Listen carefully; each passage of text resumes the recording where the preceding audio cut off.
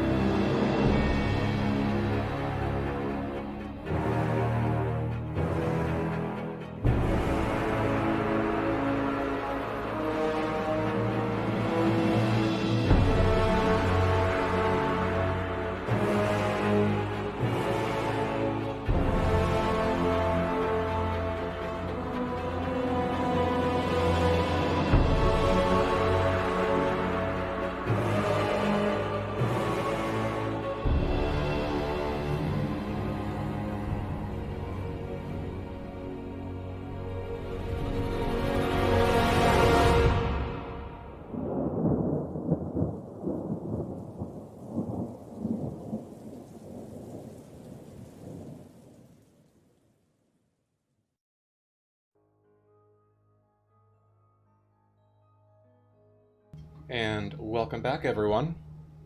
So, diving right back in. Last we left off on Curse of Strahd, Twice Bitten.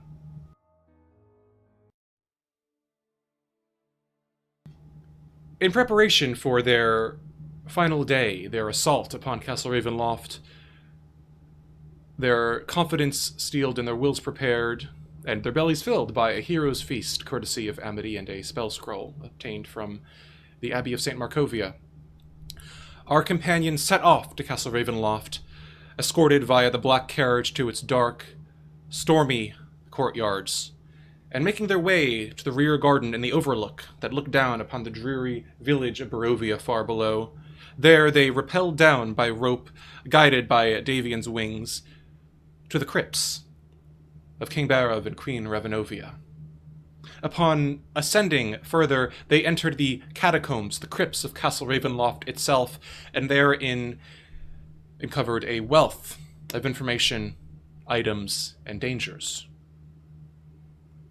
As Lillison, with Erthrindir's assistance, obtained a strange magical blade, exploring and finding within teleportation traps and the holy symbol of Ravenkind that they had sought, as well as enchanted plate armor once belonging to a man named Sergei von Zarevich.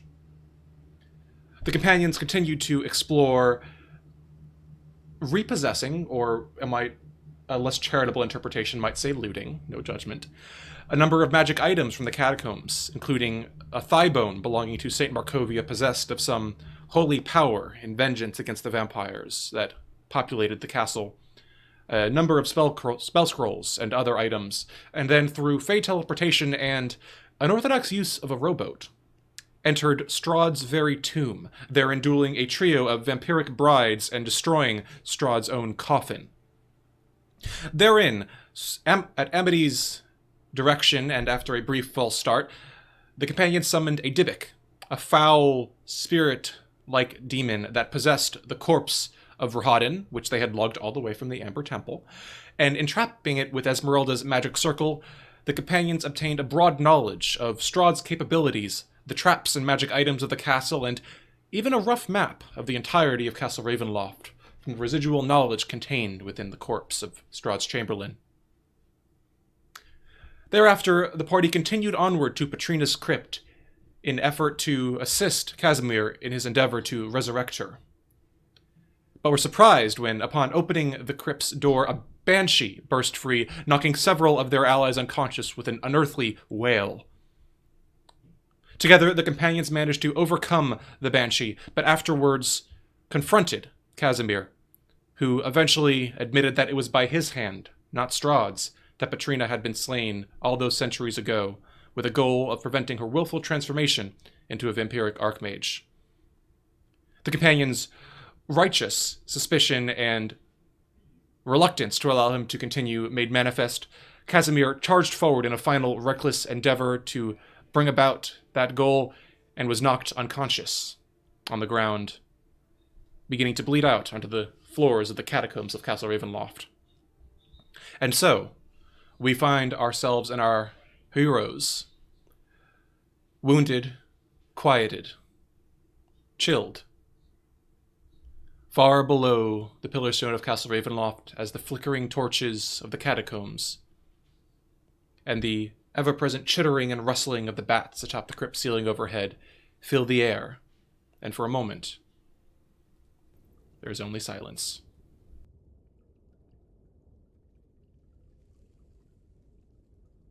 Yeah, at some point, Metreon, who's hiding behind one of the crypts with Irina, starts to painful and just pained and strange, starts to scoot closer to her. Oi, you're right. She nods, looking a bit unsteady.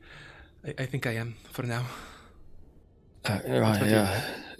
I feel like ass. Here, and he just pats her on the shoulder, and he's going to give her some healing. She will gratefully accept it. She is at 4 hit points. How much healing are you given?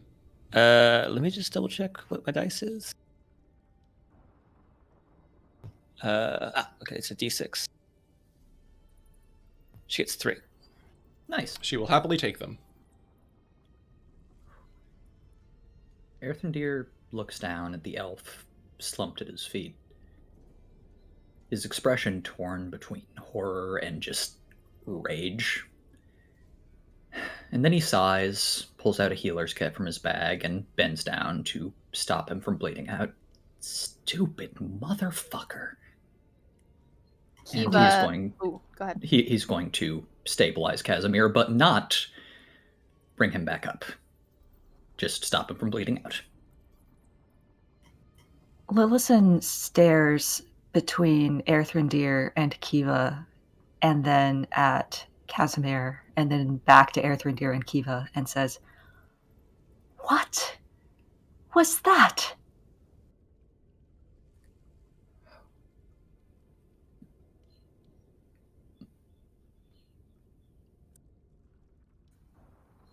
You know, at this point, I'm not fucking sure. he was gonna resurrect an archmage, and he was gonna go do that, and I don't fucking know. We needed to talk, and he was just rushing off to get this done. I was trying to stop him, that's all.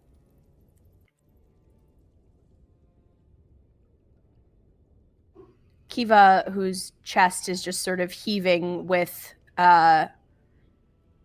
like leftover adrenaline, she's still gripping the sun sword in the same place that it was when she struck Casimir. Just looks between Lillison and Erthrindir, and then just walks away. She's gonna go take a walk.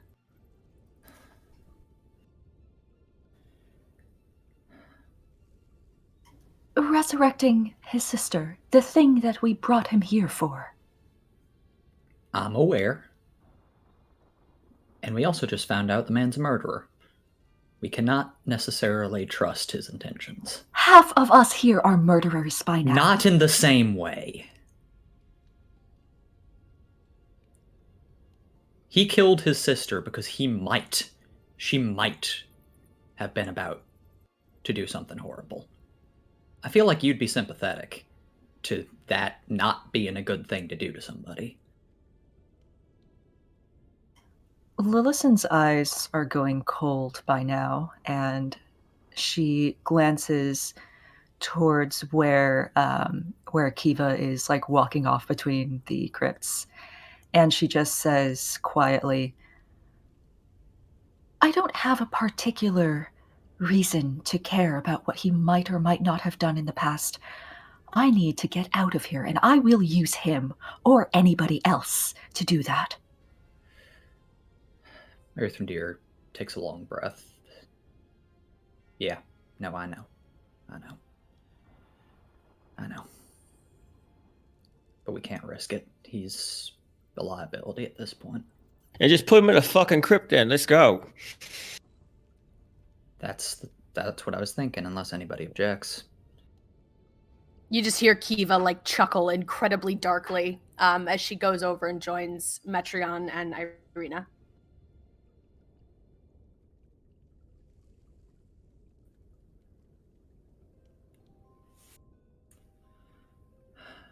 What's Amity up to? Is Amity conscious? Are we all conscious? Barely, yes. I guess Amity's opinion is, if you want to use your magic, Lillison, to make him follow us and help us out, then by all means. But otherwise, I don't know. I'm with you. Yeah.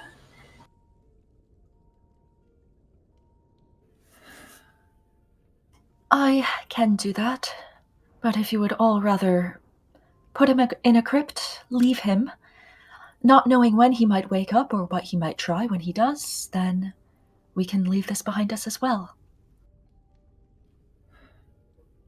I see what you're saying, but on the other hand, I do not want a barely mind-controlled lunatic walking behind us with access to more powerful magic than any of us have.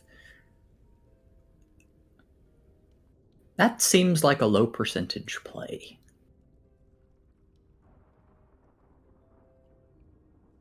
Lillison shrugs and moves to rest her back against one of the crypt doors nearby. Fine. Fucking fine. Alright, anti-caster measures it is.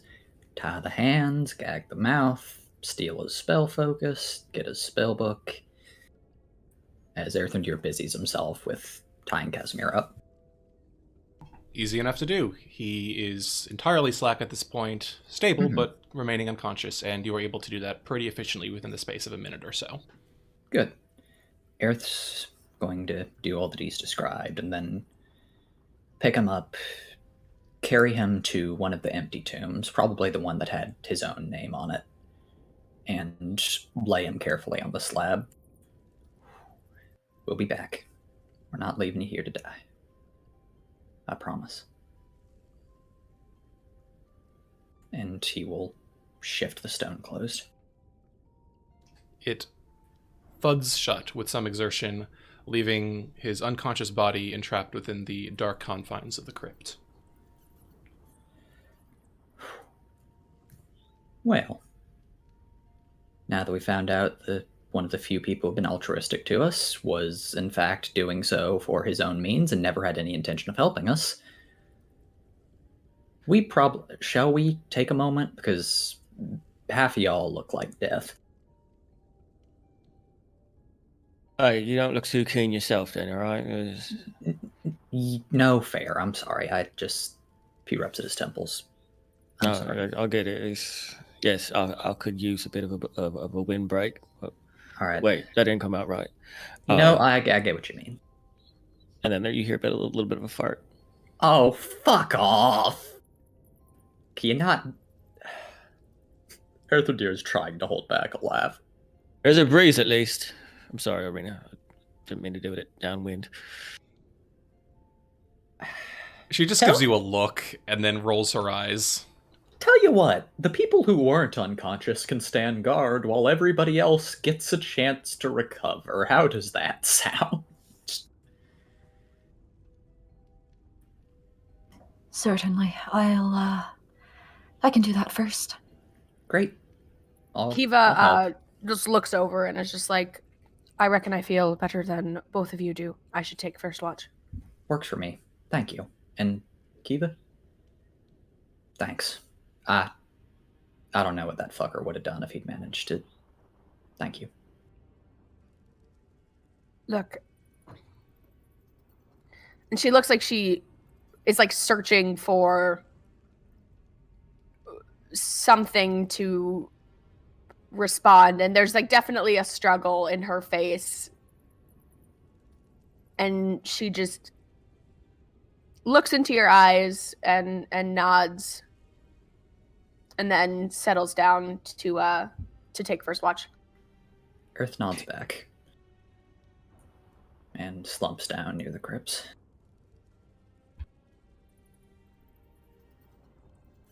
Are Davian and Esmeralda up as well? I believe that due to the spell, everyone is back up. Esmeralda didn't faint, but Davian did. The entire party, except for those few, are at 4 hit points. Yeah. Ez has 10 plus whatever she had because Kiva healed her. Oh, that's right. Ah, right. They made out. I wish. All right, I'll note that down. And I think we're good otherwise. So your short rest begins.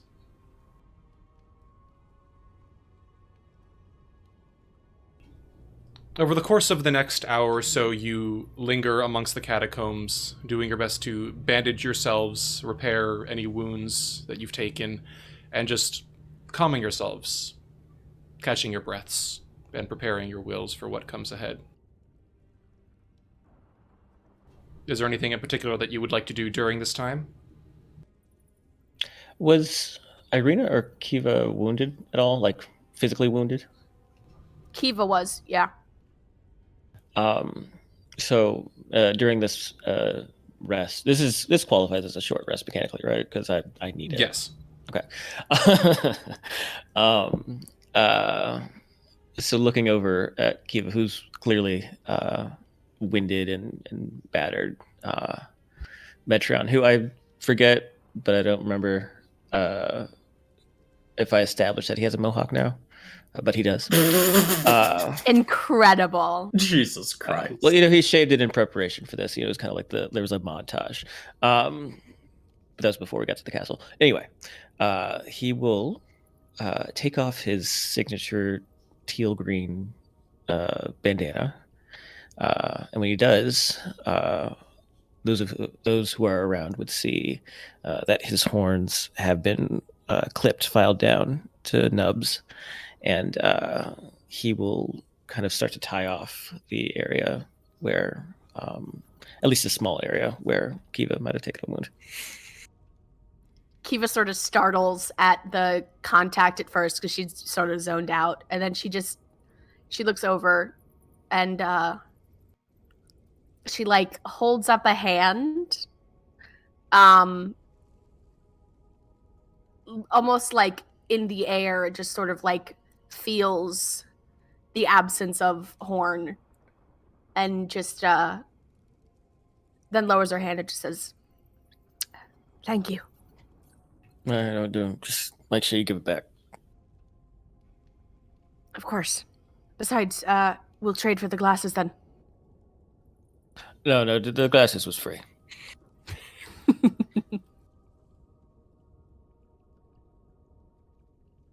Amity, how you doing over there? I feel like my blood is stuck, but I'm warming up.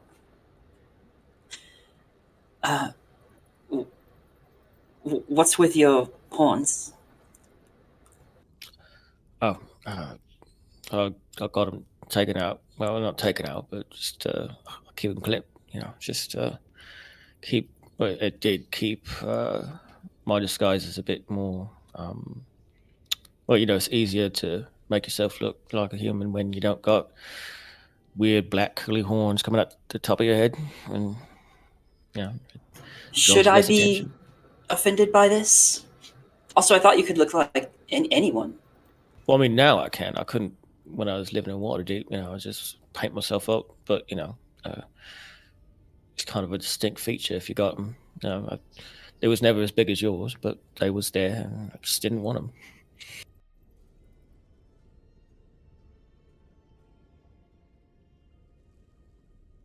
Well, I guess if you're just trying to disguise yourself as humans a lot, then that makes sense. You see at that, there's this moment of just almost melancholy in his expression when you talk about him wanting to look human, or just using this as an excuse to disguise himself as human. But with that, he'll kind of like not stand up, but like almost crawl over towards Davian and Esmeralda. Oi. Birdman. He looks up at you and grunts. Aye, what is it? Well, I mean, you're one of them keepers, right? You got ideas about tactics, yeah? I mean, we go up there, we get that heart. I mean, is there anything else we need to prepare for? I mean... He gives a sharp bark of laughter. Lad, my family has been collecting intel for centuries. And what you just got out of that fucking corpse makes everything that we found look like a few grains of sand next to a bloody mountain. I've provided what I can, but from here, I think you've got a pretty good path ahead. The question becomes whether or not we can make it to the end, and whether or not we'll have any surprise guests along the way. But I'm a spy, lad. I ain't no bloody general. Well, then if he's a spy, I mean, maybe there's something we could do tactically to get up to their heart and not be seen. I mean, we ain't doing the best at, just coming in guns blazing. I mean, what if there's more of whatever she was? He narrows his eyes. I suppose if you're looking to make sure you're not surprised by anything, I wouldn't mind taking a nip ahead every so often. But I'm gonna need some form of insurance. In case I run into that fucking vampire. I ain't gonna last very long if he's waiting around the next corner. Yeah, me, I got you. I don't think any of us want you to die immediately, anyway. Appreciate the word of support. Yeah, cheers. Thanks a lot. And he slaps him on the shoulder, and he'll give him a hit. He'll give him a point of healing light. Okay, what is it? Just like one hit point? It's gonna be 3. Oh, he's actually almost up to full from hit dice. So no, he got it. It's fine. Oh, well, thank you. He'll take that. He is squishier than all of us, so Quite. Yes. All this is happening. All of us, really? Most of us. He's squishier than you at the moment. Oh. Aerith is giving the world's least enthusiastic, inspiring speech. Like, deadpan, monotone. But somehow it works. somehow it gets sent into your brains, and all of you get 13 temporary hit points. Is that everyone here, or like up to a certain number? That's everyone. If I Jesus it's Christ. 10. Yep. Welcome to the experience of having a Twilight Cleric. If we still have temp HP from the last time, does it stack or does it replace? It replaces it. Okay, got it. Mm-hmm. I just have to do it before this long rest ends, so I'm doing it before this long rest ends. Very good. And is Amity using Song of Rest? Yeah. Just doing some sort of background humming / beatboxing to Airthrindir's extremely inspiring speech. So everyone gets an additional D8. Excellent. Do you mind going that for God. us? It's the same for everyone. Then it's 3. Alrighty. Thank you very much. Hell yeah. Okay, the mental image. I want to see that. I never Beautiful. thought that my HP was going to go above 50 this game. But here we are. Oh boy. Wait, did that go to? I'm sorry. Did that go to our max or our life HP? That goes to our life HP. Okay, all right. I was like, wait a minute. Am I going to be at 90? Alas. Yeah. I have. Wait a minute, you guys. I've got 69 hit points right now. Yeah. Nice. Nice. Oh, I'm so jealous. You'll love to see it. So that's like an additional 16 points Mm-hmm. between Airthrindir and Amity. So not Yes. exactly. It's 13 temp plus 3 real. Got it. Okay. Once the group's sorted, Aerth stands, cracking his back. Oh, fuck.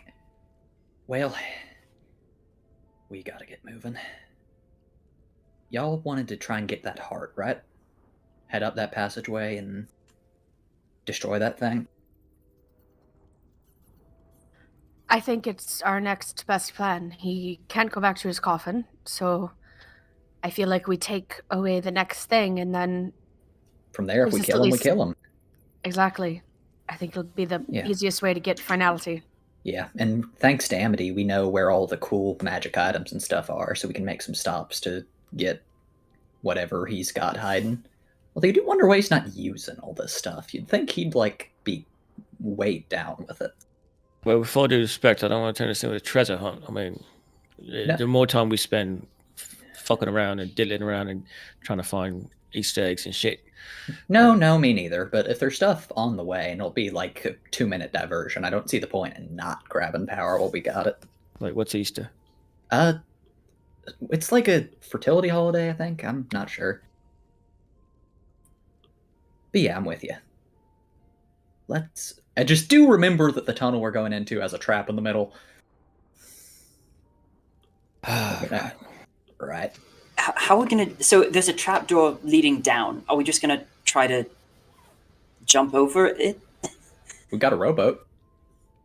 I was going to say, that seemed to work pretty well last time. I'll need your help carrying it, but... Let's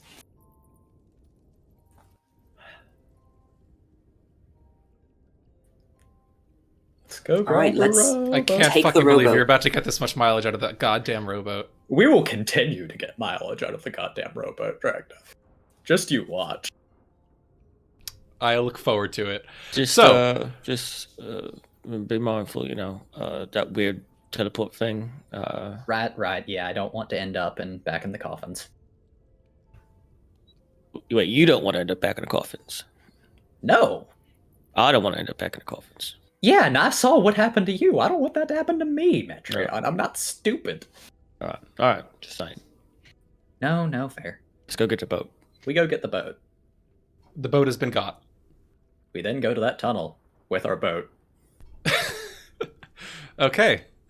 You make your way toward the far side of the catacombs, on the same side where you obtained the it would be totally okay if he were alive to give it to you enchanted plate armor. And therein you find a tunnel cut into the pillar stone of Ravenloft itself. The surface is slick and its ceiling barely 6 feet high. Within, a lingering fog limits visibility to but a few feet. The surface of the stone door connecting it reads, "Herein lie the ones who walk the path of pain and torment." At this, Davian coughs and says, "Right, you wanted a bloody spy, is that right? Yeah. Want me to make sure there's nothing nasty at the other end?" Well, we know there's some nasty in the middle. If you could find the hinges or where the actual door is, that would be tremendously helpful. Though I can help you with that. I have a pretty good eye for that sort of thing. He frowns. "Right, I mean, if we're looking to stay unobtrusive here, then what I can do is I can pull up my feathers and take a flap on down and come back here. Oh, please. One cry for all safe, two cries for not so much." Wait, hold on, I got it. As Aerith reaches into his bag, which is still bulging from all the shit he's bought, and brings out a signal whistle. Here, just hang this around your neck and then you can stick it in your beak. It'll be fine. It's real loud, don't worry. I mean, if we're talking about, communication, we can also, Amity starts ritual casting Rary's telepathic bond. I presume we could say you did that during the rest. I don't know if I can ritual cast while short rest. correct. Ah, damn it. But But I'd say it's easy enough to montage it if you'd like. Yeah. Boom. Okay. That also So- works. You cast Rary's telepathic bond, this time including Davian and excluding arbitrarily someone else. We're not Kaz. Yes, very fair. Yeah, good. He does yeah. not get to be in the group chat.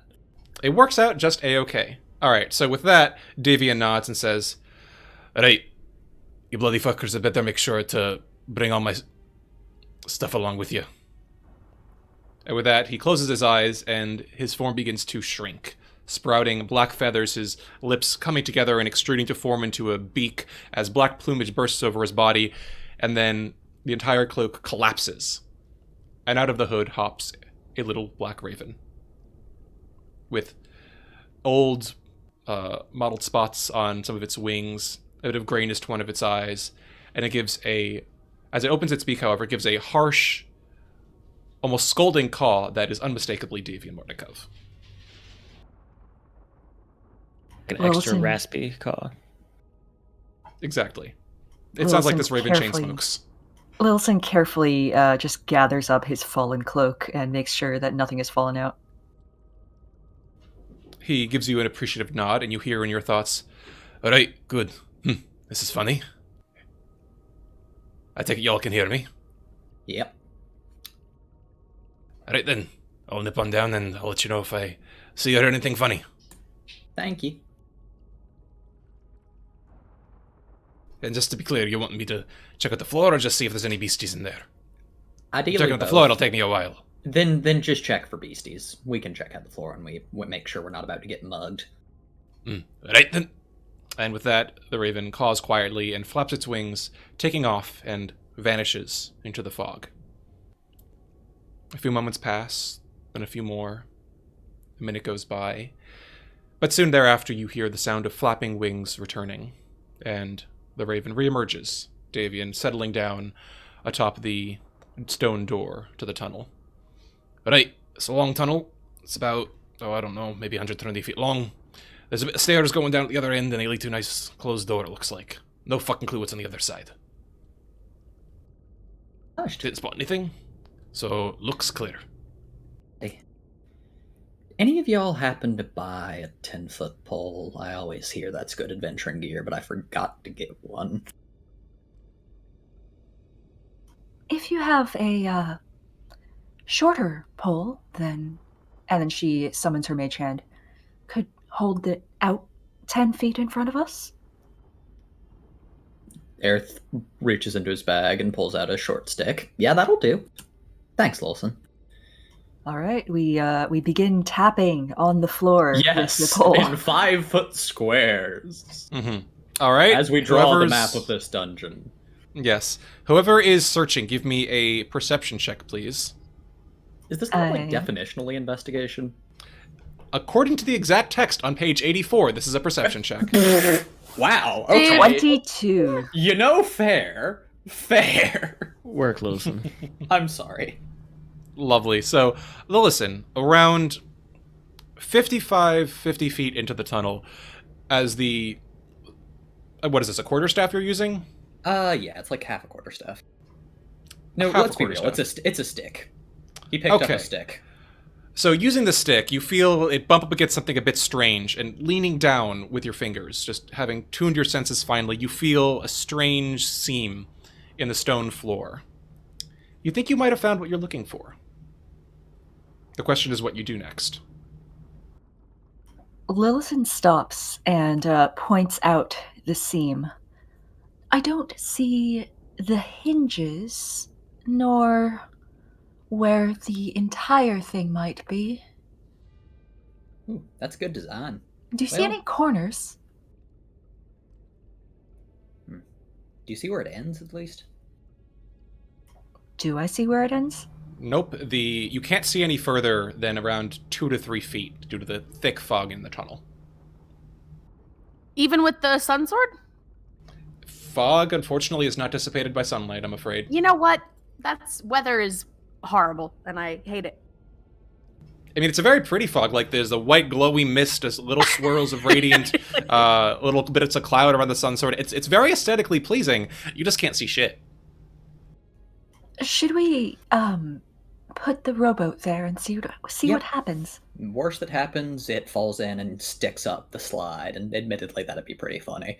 Yeah, I mean, maybe you just like push the rowboat all the way down. And Yeah, let's do that. Heave. Oh. Okay. So you are pushing the rowboat forward until something happens, right? Yes. Let me check something real quick. Until something happens, but we're not going to step past the seam in the floor. Yes. Okay. What she said. So you push the rowboat forward. It kind of grinds. You hear some vague creaking as it pushes against the rugged stone floor of the tunnel. Like, this is a rough-hewn, relatively tunnel compared to the very clean flagstones that you've seen elsewhere in the catacombs. But just as you push it over the scene, you hear a faint creaking noise. And in that moment, you hear a click, and the floor abruptly falls away below the rowboat. Now, going off of what D&D Beyond is telling me, the rowboat is exactly 10 feet by 5 feet. Oh, and it's exactly 100 pounds. No! So as you watch, the rowboat just slowly groans, tilting on its side, and then slides horizontally down a dark chute, vanishing from sight. You hear a clicking sound as the trapdoor slowly begins tipping back up. And then you hear a loud bang and a splashing sound from the darkness below. That is not ideal. Well, shit. Well, I mean, did we see at least how big the opening was?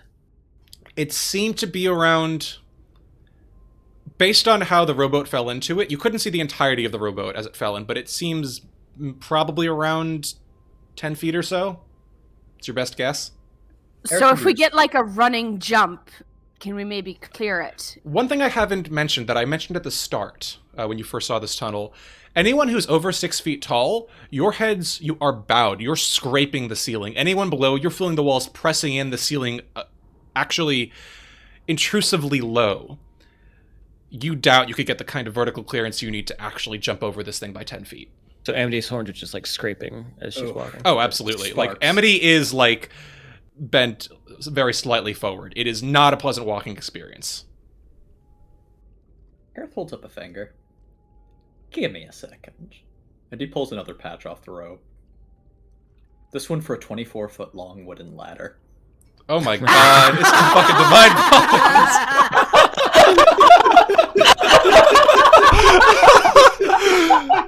It's all here! The key to the module, it's all in Neferon's cloak! God, this is a thing of beauty. Alright, you pull out the patch, you yoink it into a 20-foot ladder, and immediately, because the magic takes a moment to happen, one minute you're holding a patch, now the next, sorry, let me slow down. The next, it springs outward into a long, lovely mahogany 20-foot wooden ladder that actually... 24 foot, that pushes, like, slams Ismark very slightly in the gut, and then extrudes forward into the fog, vanishing. And you realize also that it's very heavy. Oh, no. Fuck. He sets it down on the floor with a clatter. Well, the good news is, if we brace this on both sides of the pit, it should sustain our weight if we cross one at a time. If the pit is less across than this, which I sincerely hope it is. Well, one way or another, we'll find out. I'll volunteer to be first if y'all don't want to go on a water slide of death. Well, if we do go on a water slide of death, at least there's a rowboat down there now. Point. We can swim. As Aerith adjusts the ladder with great difficulty and then starts crawling across it. As you do, I'm just going to briefly make a mental note because now I need to remember, should you ever find the other side of that chute, that there's just a rowboat there now. Yes. Yeah, so we can just float around. Yeah, it's great. Mm-hmm. Goes to some underground lake or something. Lovely. You're able to push forward the ladder and wedge it into place, comfortably bracing it against. You eventually hear a bit of a clacking sound as it impacts the far side, and you push it forward a few more feet, testing it. It seems of reasonably good quality. You feel like if you cross one by one, you should be able to get to the other side without any particular hang-ups. Aerith will cross to test. Looking down, you can see, well, not see anything as the trapdoor is closed, but you can kind of remember that dark yawning gap that led down into the chute below. You almost think you can hear the splashing, but no, it's surely just an illusion or a trick of the mind. And after a few moments of careful passing over top of the ladder, you arrive on the far side and dismount, finding the floor comfortably secure and stable beneath your feet. All right, folks, come on over. Should be safe. Yeah, walk over. Or crawl over. It isn't particularly dignified, but one by one, as you choose, you're able to cross the ladder and join Erthrendir on the opposite side. You know what? Neither is Metreon, so it's fine. Amen, sister. Altogether, with the raven's wings bringing up the rear behind you, you cross the pit, or chute, or whatever it may be, and turn your heads forward into the fog and the far end of the tunnel that you have entered. And as you do, first off, I'm guessing you're leaving the ladder here? Yes. Okay. So, abandoning your poor ladder to its fate in these dark tunnels below the mountain, you turn ahead. We'll come back for you, ladder. Yeah, honestly, mahogany? That's a good fucking ladder. Looking ahead through the fog, as you hear your footsteps echo muffledly in the dank, enclosed space, you hear something strange, a curious object drifting into view as though held aloft by an invisible force. A silver goblet filled to the brim with wine.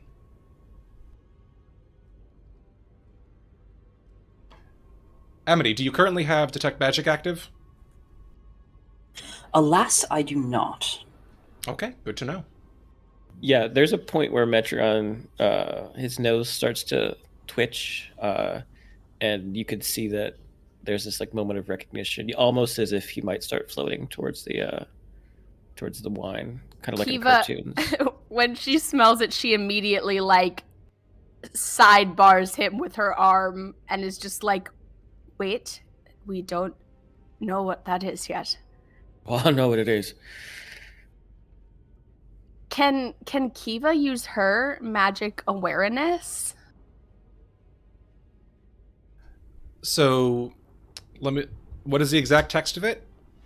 As an action, you can open your awareness to the presence of concentrated magic until the end of your next turn. You know the location of any spell or magic item within 60 feet of you that isn't behind total cover. When you sense a spell, you learn which school of magic it belongs to. Okay, I would say yes, you can use your magic awareness if you'd like. Incredible. Okay, you open your arcane senses, and immediately, in this kind of fuzzy space, now offset even slightly and brought into further distinction by your blind sight, you see a strange, flickering greenish aura, vaguely in a somewhat amorphous shape, in the area around, encircling the goblet. It's not the goblet itself, but some sort of magical force seems to be holding it. Ooh, okay. Does she know what school it belongs to? It is conjuration. So Kiva will look at her more magically inclined party members and say it's conjuration magic. That's summoning, usually. Stuff like invisible servants. So does that mean that if we touch it, that it would summon something to us? Nah, it's more like it's a created entity of its own. That's what's carrying the wine. Ooh. I guess it makes sense that Strahd would have. That's a very basic spell. I guess. I mean, it's not like anyone around here is doing house cleaning, so it would make sense that he's drafted servants like that.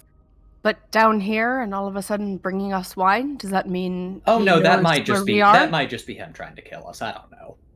I vote we ignore it. Well, Yeah, you know, I- he wants to torture me, I'm going to torture him. And Metron will tear his face off and return to his Sergei face. Darling, you've never The- looked better. How dare you? The bobbing, hovering glass of wine seems unaffected by your sudden transformation. However, it does bobble its way a few inches, drifting in the air towards you.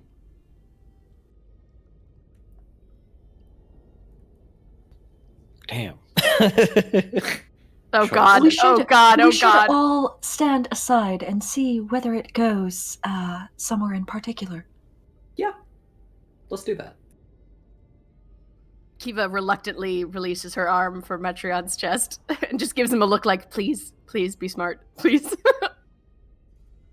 Yeah, Metron will stand aside with the others just to see if it actually comes to him. Okay. There's a brief moment where the goblet sort of hovers in place. It drifts to one side as though being proffered toward Kiva, drifts to another as if being proffered toward Irina, and then just kind of sags a bit. Kiva, the shape almost looks kind of slumped, and then starts drifting forward through the tunnel, vanishing into the fog. You know, I'd almost feel bad because it sort of looked disappointed, but then I remember who sent it, and I'm actually kind of pleased. I mean, I'm a little offended it didn't start for me. I mean, if anyone wants the wine, it should be me. I mean, yeah, Perhaps it knew you were an easy target. maybe. Maybe he likes a bit more sport.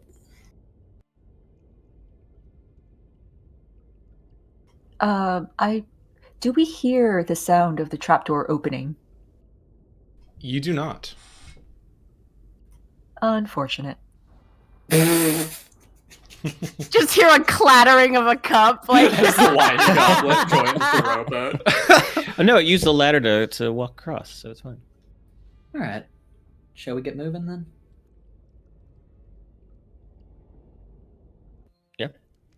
let's do this thing. Very good. You proceed forward, then another 20, 30, 40 feet until you come to a right-hand turn. A corner, a set of stone stairs leading down, and at the end, as David had described, a closed wooden door.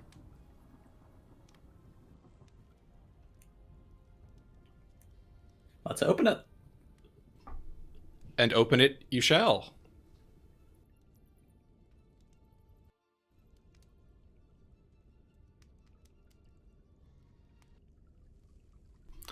This room is 30 feet square, rising to a 20-foot tall, flat ceiling.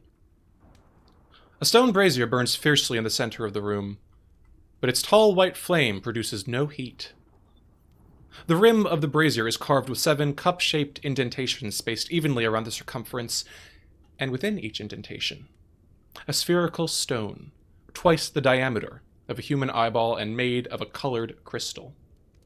No 2 stones, you note, are the same color. Overhead, a wood-framed hourglass as tall and wide as a dwarf hangs 10 feet above the brazier, suspended from the ceiling by thick iron chains. All the sand is stuck in the upper portion of the hourglass, seemingly unable to run down into the bottom. Written in glowing script on the base of the hourglass is a verse written in common. 2 9-foot-tall iron statues of knights on horseback, poised to charge with swords drawn, stand in deep alcoves facing one another. The brazier sits between them. 3 other doors lead forth from this chamber, one to your left, on the same wall from which you entered, one to the right, on the same wall from which you entered, and one on the opposite side, leading away. Kiva takes a little step closer to read the verse and look at the stones. The stones, you see, are a number of different colors: red, orange, yellow, green, blue, indigo, and violet. The verse reads as follows: "Cast a stone into the fire. Violet leads to the mountain spire. Orange to the castle's peak. Red, if lore is what you seek. Green to where the coffins hide. Indigo to the master's bride. Blue to ancient magic's womb. Yellow to the master's tomb."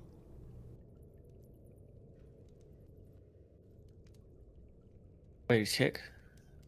I mean, those locations. I mean, maybe this has to be somewhere he gets around, right? It would make sense to have some sort of expedited travel system for a castle this large. But why leave a clue to where it's going if he knows how to use it? Excellent question. I mean, I feel like that's obviously like a trap mean, thing, right? Like, I feel like... Why give any of the crypts? Like, why leave magic items in them? Well, I mean, that makes a little more sense to me, just because, like, if you're going to store treasure, what better way to prevent other people from getting it? But this feels like this was designed for people like us to get fucked. Perhaps he's not the only one who uses this.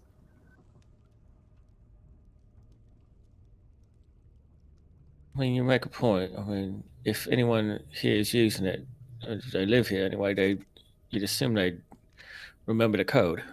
But, I mean, maybe he's just old. He doesn't remember it all the time. You know, maybe he forgets things. Yeah. Does Kiva remember if in the coffin room there was something that seemed like it would be a mate to this? Which coffin room? Do you mean the one below the catacombs? Strahd's coffin room, yeah. No, nothing that you saw. Okay, so she's knocking off green to where she thinks it would have gone.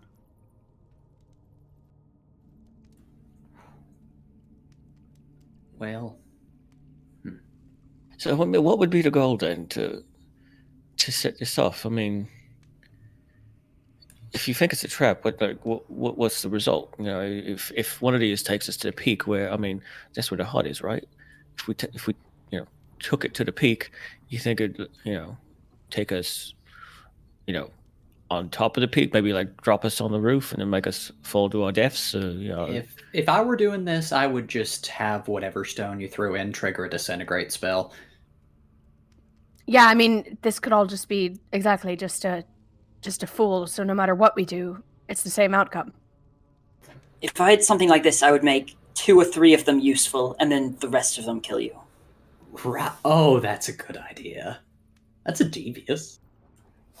Look how you people are morbid. Where do you think we've spent the last month, Metreon? In fucking happy sunshine land. This is Serena and not Kiva, but I am so struck with the urge for all of us to take a stone and throw it in and split up. It's like it's all consuming. It is all consuming right now. I know where these go. Please ignore the inner goblin, I beg of you. Yeah, ignore the inner DM who's... I want to do it. I want to yeet across the map. I'm like, let's split the party, but like really split the party. Yeah, let's really take it there. We're gonna do it, go big or not go home. Go to the Emperor Temple. Kiva, do you, or does anybody actually sense magic around any of this? Well, I think my thing is still active. Is it for 1 minute? Let me look. Until the end of your next turn. I mean, we got here from the. I don't know what turns are like when you're not in combat. So yeah, unfortunately, turns are only 6 seconds long. okay. I mean, I have one more use. I can use it again. I'd say save that. I mean, it's up to you. Oh, wait a minute. Yeah, do wait what a you minute. want to do. I've got divine sense, which is like evil, but no, that's not the right thing. Never mind. I mean, I think it goes. It's long rest. Okay. I'm sort of torn because I feel like this is important to try to figure out. You know what? Fuck it. I think we should do it. Because this is a really big unknown. She'll Fire use away. it.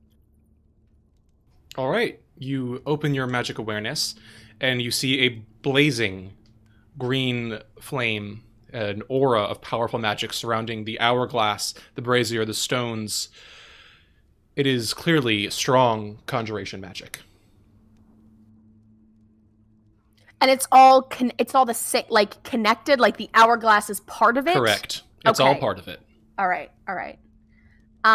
Kiva will explain again. Conjuration magic seems to be all one sort of magical mechanism. It's all connected. So there is a chance that this does exactly what it says. Yeah, I guess so. We'd probably sense like evocation magic if this were a real trap. Is there anything in our notes from Rahaden about what these might mean? Not that I remember. He gave us a lot of information, but not about this. Amity, do you remember anything? Amity leafs through her notes. Our fucking file folder. It's just a powerful magic item. Sadly, we didn't specify what it does. But I mean, if it just goes in the castle, right? Like, what would that say? 3 flights of stairs? Exactly, that's what I'm thinking. It has to lead outside of the castle. Metreon picks up the orange gem just to kind of take a look at it. And he holds it over the fire, just considering its location. Doesn't put it into the brazier, but just is sort of examining its clarity, just kind of like contemplating whether or not it's worth it. It's a lovely looking gemstone. It's got a nice shimmer, a bit of luminescence as the firelight glints off of its surface. You can actually see a little bit of your own reflection glinting off of one of the facets. Sergei's reflection. Yes. Indeed.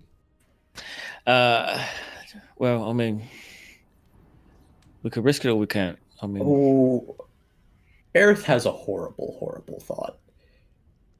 And he looks down at one of the patches on his robe.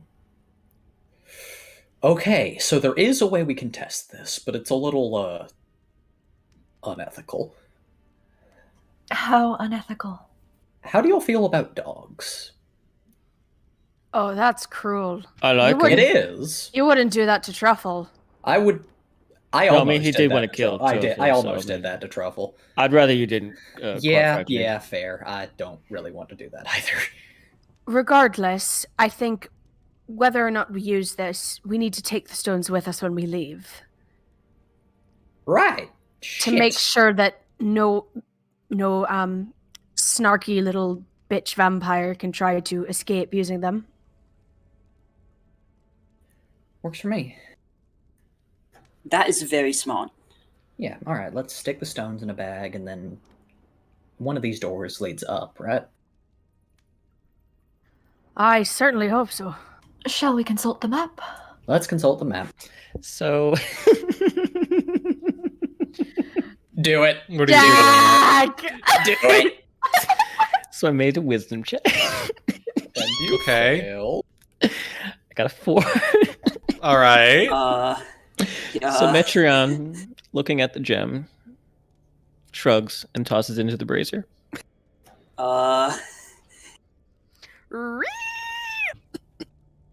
Immediately, as you do, you watch the flame suddenly flare up, bursting as it changes from white. You said the orange stone?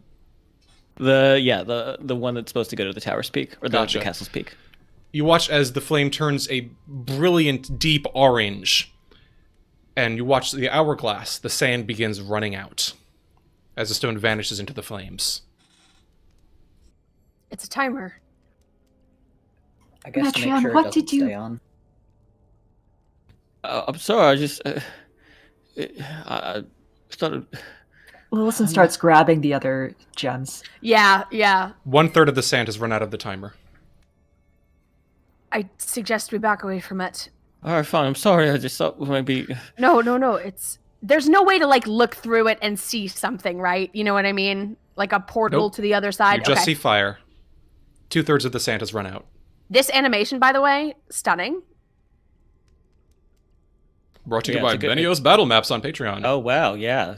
I mean, it's like so gorgeous. I It's want it to really be my good. desktop wallpaper. Yeah, it has to be animated though.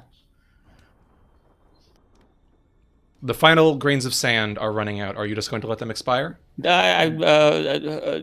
do we do? Do I shoot it? Do we Just destroy leave it. Let's see what happens. In character, I think Lillison would want to like get everybody away, but I am very curious to see what's going on. So Yeah, Kiva's gonna take a step back, but keep the sun sword drawn in front of her, almost like she's waiting for something else to come out of it. You know what I mean? Okay. Stepping back, steeling yourselves, you watch as the swirling torrent of enchanted flame rages, the final grains of sand drifting down. And then that blink, in that instant, the top bell of the hourglass is empty, all of the sand in the bottom. And then the flame flickers, searing, and burns down to its original white. And with a small pop, the orange stone appears in its original bowl. That's a lot of nothing. Do all of the stones do that when Lillison removes them? Nothing happens when Lillison removes them. As far as you could tell, it only happened when the stone When they're entered consumed. the flames. Okay. All right. Yes. Good to know. Okay, so it's a time teleport system. Interesting. Okay, at this point, I think we either try it or we take the stones and leave. I don't feel good staying in here, because presumably if this is an in, then it's also an out, and Strahd might blip in here to get... I don't know. Did Ez explain how the brazier worked at the Abbey? I can't remember if she did or not. I don't think she So- did. No. No. What okay. Esmeralda told you from the Abbey is that what she saw was that there, and if you want to have a brief moment of recollection, Yes, she I think saw I do. a bright flash of indigo light, and soon thereafter, Strahd and his ghouls emerged from one of the upper floors of the Abbey's wing. I mean, okay, so then maybe I'm not the smart person to figure this one out in game. But I think it's fair to assume that if we're all recollecting that, we can at least knock out where we know indigo goes. Well, also too. Then, did Lillison see Strahd disappear in green light when she was at the coffin? right. I did not see anything. Oh, okay. Okay. Correct. Strahd just appeared through the window. Okay. But I think I don't know. I'm not the DM, so I'm not going to make that call. Actually, no, Strahd didn't come here through the window. Strahd came from upstairs.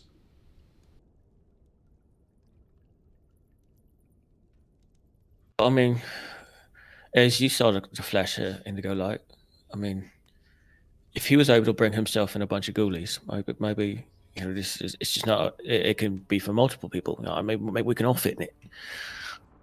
She nods, looking thoughtful. I imagine that would be a reasonable deduction. I think the thing that perplexes me is that, well, it would make perfect sense for any of us to be able to scramble through if we were to do so.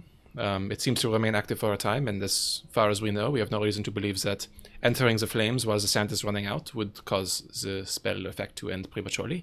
My greater concern is that indigo to the Master's bride. Surely Zarovich does not consider the abbot's creation to be his proper bride, which means that whoever wrote this poem has some sort of strange sense of humor. So if we are going to go through any of these portals, we should have a very strong sense of confidence about where we're going. Agreed. That's sick. Yeah, you got a point. Thank you for being the voice of reason. Always. Okay. All right. In that case, should we just take the gems with us this is a good place to run back to. Like, if we're chasing, we really I need think- to get out. Right, Yeah, right. Yeah, we yeah. can just be anywhere. That's brilliant. All right. Yeah, let's grab the gems and let's move on. You hear in the Yeah. back of your minds, right, if that's the case, then you might as well choose your escape plan now, because if what the lady says is true, then we're not going to have any fucking clue where to go if we've got only 3 seconds to decide. So, if we need an escape route, what's it going to be? I mean, we know that Indigo goes to the Abbey. To the Abbey. And Yeah. as far as we remember, the abbot was on good terms with us. We still have those resurrections, so I think that's the safest place to go. Seems like a good bet. Aerith. Go Mitchell will ahead. pocket his orange gem. Yep. If we take all of the gems and then we use one and that's the only gem that reappears, then whoever's chasing us will know exactly where we went.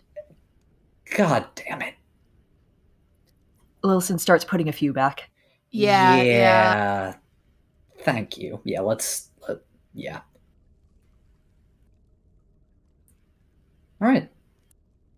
Metreon tosses the orange gem in the fire because he knows Alright. it's going to reappear, but Yeah. he just likes the pretty lights. Mm-hmm. So There are pretty lights. We'll take a few with us and leave a few as decoys. All right. The ones we leave, put them at the edges of so that if they reappear, we can see if they've moved. Ooh, good idea. All right, Lillison is going to pocket indigo and, let's say, red. Of course, the lore stone. Of course. Lord. And blue. Okay. Aerith is going to take a look at these 3 doors, and if none of them are locked, he's going to peek behind them. All right. You do have a map leading, showing you which one, where each one leads. Oh, Would you all like right. to reference that? I would love to reference that. Excellent. So, Map. Should I just pull up the Ravenloft map? the left door, according to your crude drawings obtained from the Dybbuk, appears to lead to a long staircase that ascends to the basement floor of the castle, emerging into what's been labeled as the Chamberlain's office. The central door is where you just came from. The right door appears to lead up a long staircase that emerges at the 3rd floor study.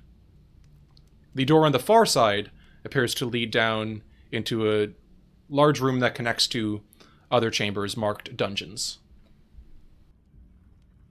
Okay. So we need to head up, right?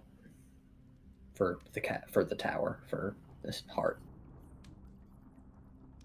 So it seems to me we either need to go to this Chamberlain's office or head up to the study. Maybe we can find even more clues in Rahadin's office. I mean, Right. Works for me. who do we want to lead the way?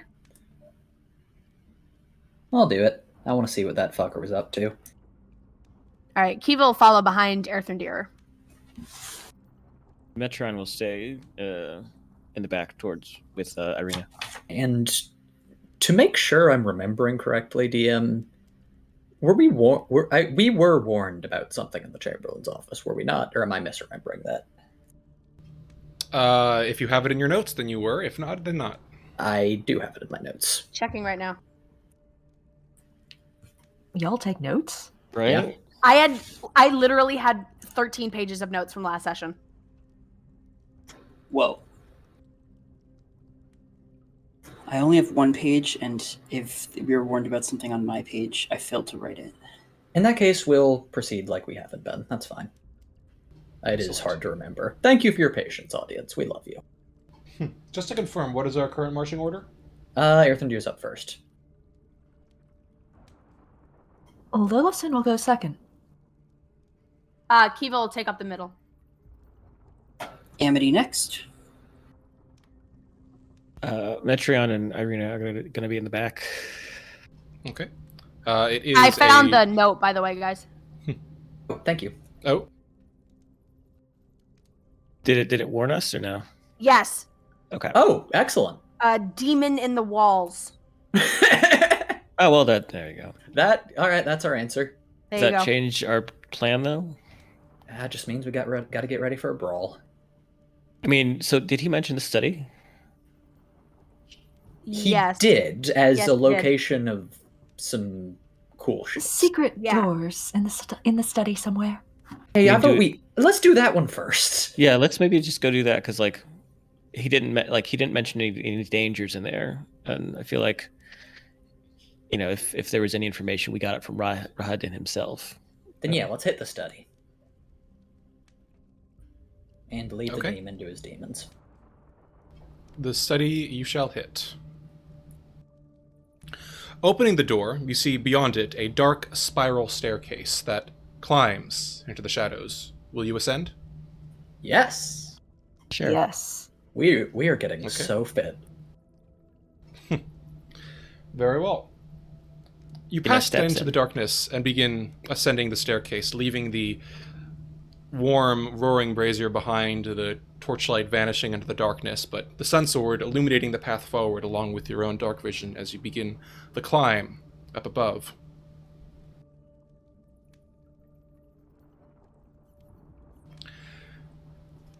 You climb 10 feet, 20, 40. But as you do, you hear footsteps, voices echoing from the darkness of the stairs above. You hear a loud clamor suddenly fill the unhallowed stairway of Ravenloft. Cries of, "Kill the vampire!" mixed with bold voices shouting, "Never again!" and "To the crypts!" Wait, what the fuck? You hear that, right? I can't not hear it. What the fuck? Do you think The perhaps footsteps are this is- clattering closer. Do you think perhaps this is an illusion or a memory? Could be. Either way, I think we need to be ready for it. As Aerith gets into a ready stance, his sword held at his side. Same. Metron looks back at like Irina and Ismark and Davian. Any of the voices sound familiar to you? They shake their heads. Although, Ismark frowns. Perhaps one of them I'm not sure, it's hard to tell from... What is it? It sounds like... Mir, but that's... And with that, the footsteps make their final approach, and rounding the corner, you see a trio of somewhat mangy-looking villagers. In each of their hands, they brandish torches and pitchforks, the spitting firelight throwing up sparks that illuminate the stairway around them. However, at the sight of you, they immediately halt to a screaming stop, their wide eyes gasps filling the space. One of them, a tall, balded man with a short goatee, wearing a long, brownish-gray tunic, eyes you with wide eyes. "Magda, do you see what I see? Could it be?" And beside him, a woman with long hair, tied up into two dark buns on the sides of her head, sallow skin and eyes narrowed at you. "Yes, I think this might be. Perhaps illusions of the vampire." And the third one, who's a man with a balding pate and kind of fuzzy, stringy hair on either side and a bushy beard that goes down past the white furred cloak he wears, says, "No, you fools, unless this vampire's magic, that's Ismark the Lesser, if I've ever marked my days." You hear a groan from Ismark. Hello. Evening? How did you all get in here? The man at the front puffs out his chest, looking somewhat proud. "We have trespassed the vampire's castle. It is time that the monster faces justice. For too long, our village has suffered under him." Yes, I agree with you, but how did you get in here? "Oh, we walked in the front door." Wait, what? That's an option?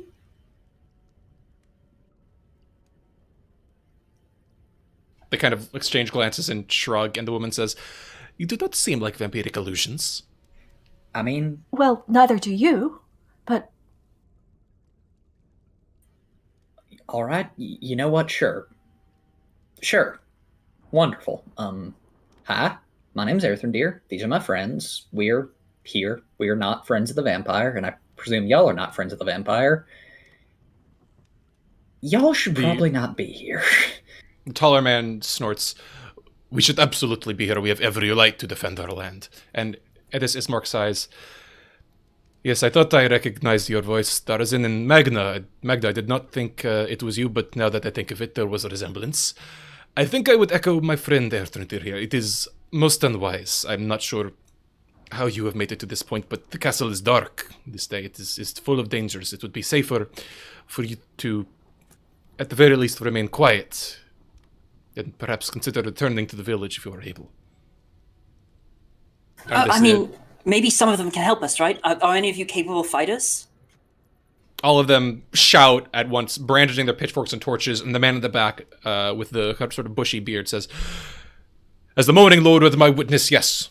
We have come this far, we shall not turn back now." Well, there you go. Yeah, I mean, But clearly, if you are intruders upon the vampire's castle, are you not his enemies as well? Yeah, I mean, that's what I'm, if you want to join us, more the merrier, right? The tall man nods. "Excellent. Then, if that be the case, then we shall venture with you together. Fabulous. And find the justice that our nation deserves." just to be clear, if you took like a fireball to the face, would you be okay? How do I ask how good they are at fighting? I don't know. Do a practice spar against one of us or something, because I don't want to take you with us and then you just all explode. That would be bad. What's your passive perception? And or insight? I don't know, pretty low, like a 9, 10 if Jack of all trades counts, which I have no idea if that counts for passives. All right, with a 10, and given your experience, this seems more. Their display of force seems a little ridiculous. It's not exactly. You don't really feel threatened by them, and you don't think Strahd probably would either.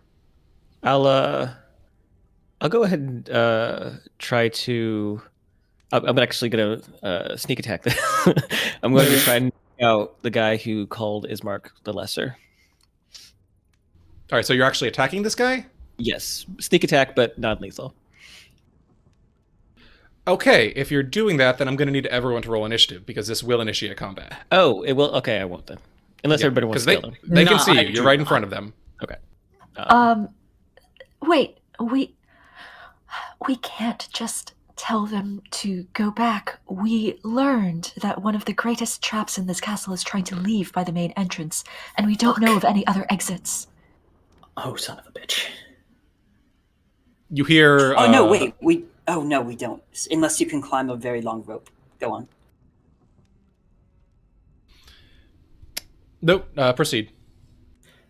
Okay. So, Aerith is going to try the most radical of approaches. Honesty. Alright. So here's the situation. We're also here to do what you want to do. But do not take this as an affront. Do not take this as an insult. Do not take this as me insulting your will or your masculinity or whatever it is. If y'all cannot deal with Strahd's foul magics, then you traveling with us may get us killed. Now, I don't want that, and you don't want that. So I can see a few options.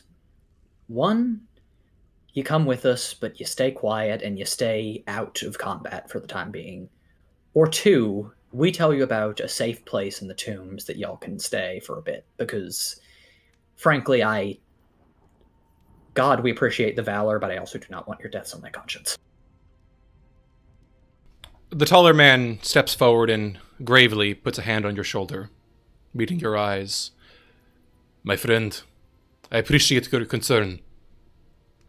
And then he raises his pitchfork and torch high. "But it is our drive for justice that fuels us today. We shall see that vampire cast down. If you wish, we may take up a strike force, perhaps, and we will accompany you at your side." Aerith looks back at the others with an expression like, God help Listen, they want to do what they're going to do, right? It's not on us, it's on them. So, Over the telepathic bond, he hisses, "They make so. They're going to get us murdered. They're going to get themselves murdered." As soon as you say that, you hear Oh, no, we're Magda turn around. It's over the telepathic. No, I know. But coincidentally, as soon as you say that, for comedic effect, Magda turns around and kind of shrieks, "What do we seek? The vampire's death! Who do we seek it for? The good people of Barovia!" And then they just kind of roar incoherently. All right. We have a couple of options here, and she's saying this telepathically. We knock them all out, or we just let them be a nice distraction while we work. I hate to sound so blunt, but like, these guys aren't going to listen to us. I mean, if I'm going to be grim, and no offense to you and your people, Arena is Mark, but if they take more hits than we do, it's a little bit off our shoulders, so to speak. They want to be here. And they clearly aren't going to be dissuaded. We don't have the right to tell them now. We can tell them to be quieter, though. Ismark, maybe you and Arena can convince them of something, but Ismark closes his eyes. Nimir is stone-headed at best, and as long as Magna is convinced of what she's doing, the other two will follow whatever she says. I could certainly try, but if they have come this far, and I have no idea how they came this far, I do not think that convincing them to keep their lips shut would be particularly easy nor even effective if we could manage it. Oh, no. I think our decision is clear. I would prefer them to remain safe. If we can... is he part of the telepathic bond? Yeah. Okay, so he's saying this over the bond, and in the meantime, the three of them are basically giving each other a little pep rally. Like, they're happily talking amongst themselves about, how glorious it will be when the vampire is destroyed. And Ismark is just watching them quietly and saying, "Look, they are my people, they are my father's citizens, but I think that if we could find some way of misleading them, perhaps, to make them think that they are doing something of great import that will put them someplace of no danger, then that will free us up to do our work and ensure that they are not harmed."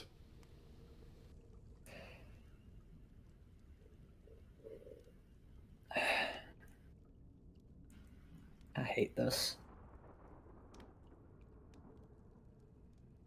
How would you like... okay, maybe we should tell them telepathically to guard the room with all the gems in it. Because the vampire might escape that way. DM, may I ask an out-of-character question? Always. This is a thing where the book text means we cannot actually do much here, right? I will say that at a mere glance, you get the sense that you're probably not going to like these are people like giving strong political rally vibes. They are hyped the fuck up. Here's another question then, and this is out of character to everybody. Do we want them along with us? It would be I'm going to say no. We don't. I'm going to say no, practically, yeah. No, we really do not. All right. So, in character, Metron steps away back towards... who was the one that was like the kind of... the core of this group? Was it Magda, the one who's like... so Nimir's the tall one who's been speaking the most, but he keeps looking toward Magda as if attempting to, get a sense of what she's feeling. So you think either Nimir or Magda. So Metron, still in Sergei's guise, will walk up to Magda and look at her and take her hand. "Listen, love, this is a dangerous game that you three are playing, and I wouldn't want no blood on our hands, especially Ismark. I'm sure you may find him to be the lesser, but he's quite not that. At any rate, maybe it's better that you stay quiet and maybe even just stay down here. You stay in one of the crypts, one of the empty ones." And as I'm talking to her, trying to convince her to be quiet and stay away, I'm going to cast Charm Person. Are you doing this subtly, or do you have any way of disguising it? Because you are very clearly casting a spell. Well, I mean, no, but What are they gonna do? Pop off? Like I'm just telling you that if you do this, the other two will notice that you clearly just cast a spell on her. Sorcerers are good. Yeah, damn it. All right, never mind. I rebuke that. All right, all good. It is rebuked, stricken from the record. We could ask them to. Actually, I'm sorry, not to interrupt you. Can I just do like a straight persuasion roll then? At your words, unfortunately, I'm not going to allow it because Magna smiles and pats your head, looking incredibly patronizing. Do not worry, lad. We know what we came here for. The light of the Morning Lord is with us. I'm sorry, Kai, go ahead. Do we perhaps wish to spar one of them and conveniently leave them unconscious? That's what I was thinking. That's what I was trying to do. Yeah, okay, then let's not do this in a stairway. It is really narrow, and I keep getting spider webs in my mouth. Let's head up to the study. There should be more room. I mean, look, I can do it right here, and they won't even know what hit them. Point taken. You hear a long sigh from Ismark. If you would please, anything that would reduce the amount of political fallout I have to deal with after this, assuming we make it out of this, would be preferable. Yeah. It'll be fine. Yeah, fair. All right. Kiva can cast Compelled Duel for the first time. Jesus. Fuck Strahd. Let's cast it on these guys. For political expediency, perhaps we should tell them that we're about to do this. And, yes. Erthendir smiles. Their strongest warrior against ours. Friends, thank you so much for joining us. Now, if you wouldn't mind, we need to make sure that... Well, not make sure. We need to see how you fight so we can synergize, make sure that we can work together when we take the vampire down. So would you be against a quick sparring match? Namir blinks, looking slightly taken aback, but Magna immediately nods. She raises her pitchfork and steps forward. I will do my best to avoid injuring you too badly. She says this very sagely and seriously. Kiva steps forward and just says, I wouldn't worry about it too much. Oh, God. And yeah. Okay, so are you making your way back down to the brazier room? Or are you doing this here? Are you making your way up to the study? Let's go to the study. All right. Knock him out and we'll leave him on the couch. It'll be fine. They'll wake up comfy and cozy in a study. Yeah, nice books. They probably don't know how to read, but it's fine. Okay, so with that, there's some rather awkward shuffling around. The staircase is around 6 to 8 feet wide. It's not super broad, so you kind of have to squeeze and push your way around to rearrange yourselves into something suitably resembling a reasonable marching order. They look somewhat befuddled to be climbing the way back up there, but as they do, they kind of mumble amongst themselves, and then Darzen clears his throat and says, Yes, very good. Return to the taller towers of the castle. There our destinies shall be forged. And the other two shout and jeer and raise their torches and pitchforks with him. I'm obsessed with these guys. Erthendir opens up a very small private line to Lillison via telepathic bond. You know how I've said there are no problems that mind control can solve? There are no... I am beginning to come around to your way of thinking. I thought about it, and I decided these three are not worth that. They're just not. They're not. But yes, yes. I'm obsessed. That is all. Obsessed. That is all. Obsessed. Okay. Squeezing your way amongst the crowded stairway, you ascend, making your way up another 10, 20 feet, until you arrive at a 40-foot long corridor that connects two spiral stairways, one leading up and the other descending into the depths of Castle Ravenloft, from whence you came. Hanging from an iron rod bolted to the eastern wall is a dusty 10-foot square tapestry depicting knights on horseback charging across a battlefield under a blood-red sky. The lead knight rides a black horse and wears a fur-lined black cloak, dark gray armor, and a visored helm shaped like a wolf's head. His sword glows with the light of the sun.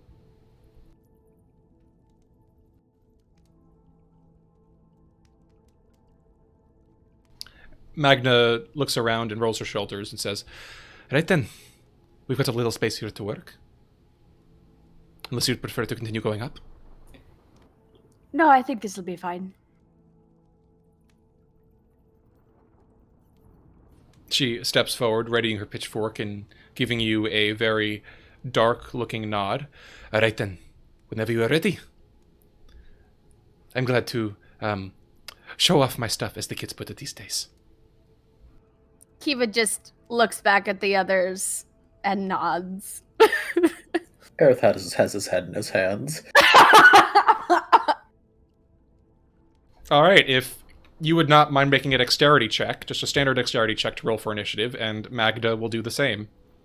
And for the hell of it, let's put on some proper combat music. Magna deserves it. Yeah, I think she does.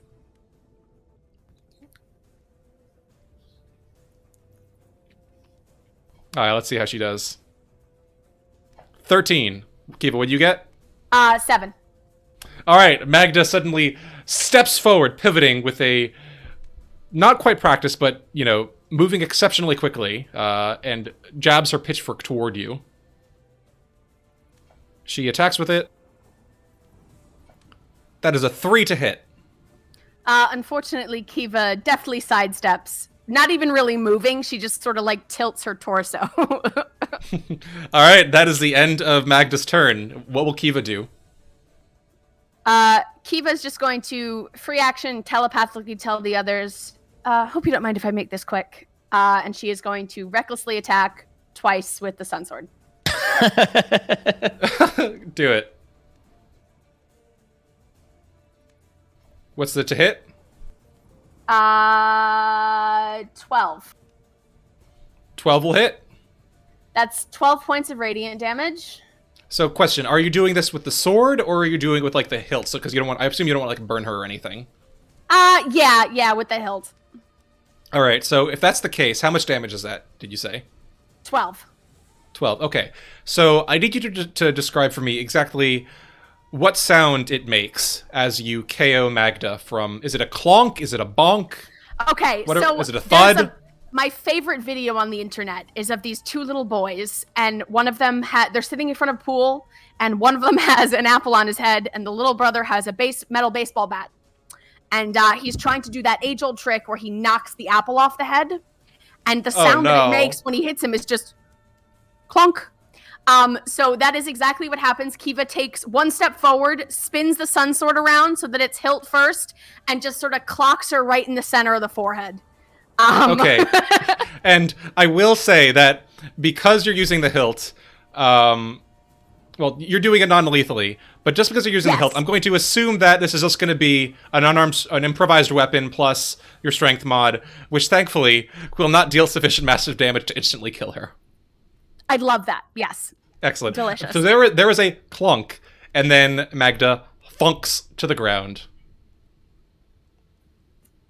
The torch and pitchfork roll across the floor with a clatter. Kiva returns to holding the sun sword properly and starts looking at her fingernails.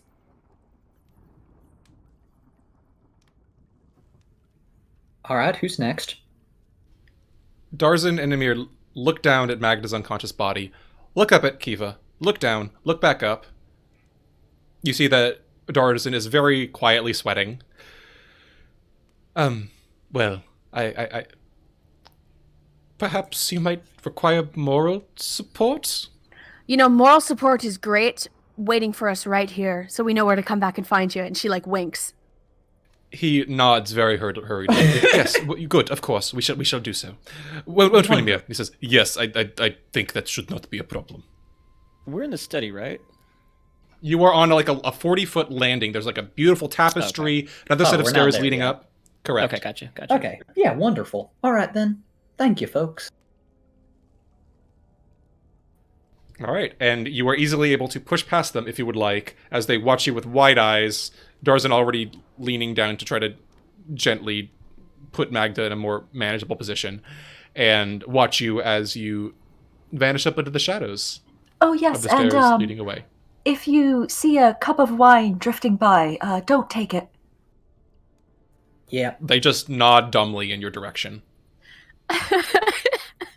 Incredible series of events. Love these guys. Okay.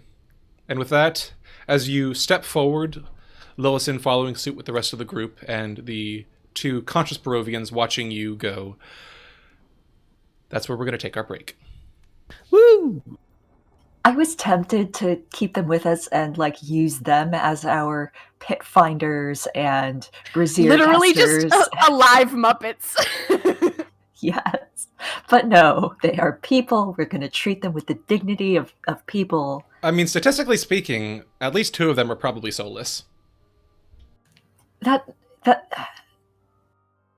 doesn't change things. Yeah, I feel like we had this moral dilemma when we were dealing with with Bluto.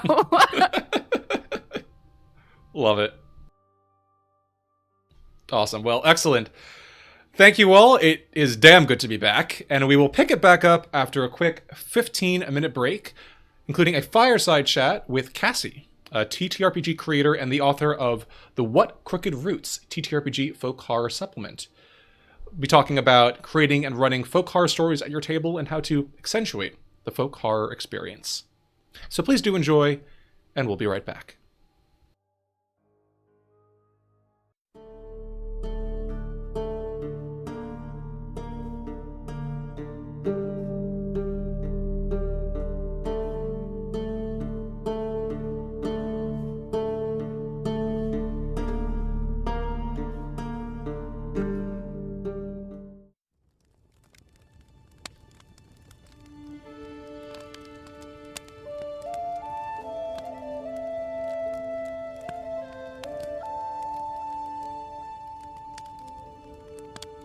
Welcome to Fireside Chat, a short interlude with weekly features, where I, your host Lucas, will be showcasing and interviewing prominent D&D creators. This week, we are talking to Cassie Mothwin, a TTRPG creator and author of the folk horror guide What Crooked Roots, about running folk horror stories in your D&D games. What is folk horror? Okay, so folk horror has a fairly nebulous definition. It is a genre that is fairly new, but it was born out of people moving out of the wilds and away from the woods and forgetting what's there. And it's forgetting that has given folks anxiety about what goes on in the woods, because we don't know anymore. Some people would also say that folk horror is the twisted and darker interpretations of folklore. And folk horror also contains the marks of other genres like magical realism, gothic horror, body horror, ghostly haunts. There's a lot that goes into folk horror. What are the common tropes of folk horror? So before I dive into what I believe are the tropes, I feel like I have to draw attention to Adam Scoville and his folk horror chain. So there isn't an actual studies of folk horror or anything like that, but Adam Scoville has written a well-researched and respected book on folk horror. He mostly looked at popular British media tropes in the 70s from films like The Wicker Man, The Blood on Satan's Claw, and Witchfinder General. And what he discovered was that landscape is usually a character, a community is usually isolated, and you have to assimilate to survive. There are new measures of morality and belief systems, and there's often always violence, usually from the supernatural. Now, when I research folk horror for my own purposes to bring it into my Dungeons & Dragons games, I found in reading more stories that there are additional tropes that I wanted to incorporate. I think isolation is a big part of folk horror. And it's not so much as being alone as it is this sense of creeping dread, this sense of being disconnected from the rest of the world, and this feeling that if something happens, you are not going to find help for a while. You're not going to be able to reach anybody to get help. Another mark of folk horror, I would say, is the evidence that something has happened and not entirely being sure what that is. So this could be the heroes or a party stumbling upon the aftermath of a pretty prolific event, like large crop circles, a field full of slaughter, an abandoned ritual, or even the hero stumbling upon something that just makes them question their own reality. So maybe bones made of wood, a sky raining blood, a path that just keeps repeating over and over, which ties into my next point, which is repetition. A lot of folk horror tales tend to be cyclical. What's coming is inevitable. There are others who have been here before you, often stronger than you, that have tried to stop what's coming and they failed. And you don't know the rules, so if you don't be part of the cycle, well, that's where another trope comes in, which is mistakes and consequences. Because a lot of communities in folk horror tales are isolated and they follow repetitious, cyclical rituals, there are new laws of nature that sort of come out of that. And ignoring those laws welcomes harm from the keepers of the local order. The keepers of the local order being the folk or even the supernatural that the folk might worship. Following that point, when I talk about the keepers of the local order or the communities that are in isolation, I'm referring to what many would call feral people. So people who aren't so, to put it kindly, used to following law and order as quote-unquote the civilized people are. So you see sort of a clashing of cultures that pits interpretations of morality against each other. So where people like in a city will be used to perhaps a society with police or rules and tenets to follow to keep everyone away from harm and safe, a feral society within a folk horror realm might rely on more stranger and darker methods to keep everyone safe. And that follows into my next and final point of folk horror that at least I have discovered, not saying that this is the be-all end-all list, but that is exploring the feminine in nature. Nature is often personified as being a mother, quote-unquote mother nature. And in folk horror, the mother can be seen as sort of a goddess or a power over the land that needs to be revered and worshipped, or as a sacrifice to keep the land fertile and healthy. So those are sort of the things that I've discovered when I was doing my own research on what folk horror is. What should dungeon masters be wary of when incorporating folk horror in their D&D games? I think involving any type of horror in your D&D game should involve, and honestly, any D&D game should involve a session zero, but especially if you are running a horror game or going to incorporate horror elements, you should be talking with your players outside of the game and in using some safety tools. There's tons of great safety tools out there to look into. On top of that, specifically to folk horror, I think some things people might need to be careful of, using real-world cultures. Now, it's totally fine to be inspired, but just be careful about outright stealing or culturally appropriating. So, if a monster or a myth inspires you, change the name, change some of its abilities, challenge yourself to build on what exists. Avoid using one-to-one myths, especially if practitioners exist today that hold them sacred. And then finally, avoid harmful stereotypes. Great characters have depth and complexity, and take games and stories further by going beyond the basic is what I would suggest. How can folk horror be used in the context of Curse of Strahd? What areas lend themselves to the genre? Can you give examples? So I actually got into folk horror because I was hoping to add it to my Curse of Strahd game at my players' request. So Curse of Strahd already highlights some pretty common folk horror tropes, and I think everyone can easily point to the forest folk and the effigy at Yesterhill. It is just such an iconic tribute to many folk horror films. It obviously calls upon the Wicker Man, which is a staple of the folk horror film genre. But we can bring that out a little bit more. I think by making the forest folk less antagonistic at first and letting parties have these strange conversations with these wild people would really bring out the fear and horror of what they're doing later. Make them seem more like people that are doing barbaric acts and less like people who are just doing barbaric acts. Give them personalities. DMs can also leave previous rituals throughout Svalich Woods as strange evidence that something horrible is afoot, that these forest folk are up to no good before just dropping them in Yesterhill. Another and perhaps less obvious point of folk horror in Curse of Strahd is Vallaki. So here we have a very cyclical village. They have these almost weekly festivals, and there's always these signs of something strange. You have the wolf heads and you have the old flyers. And I think one thing DMs could do to really highlight and bring the folk horror of Vallaki forward is by having the citizens be on board with what their burgomaster or burgomistress is doing, even if the burgomaster is taken over by someone else. Because I think a lot of DMs assume that the people in the village would not be on the side of the burgomaster and would be against the law and order that's taking place. However, they have no frame of reference outside of Barovia. They don't know how other societies are run in Faerun or anywhere else.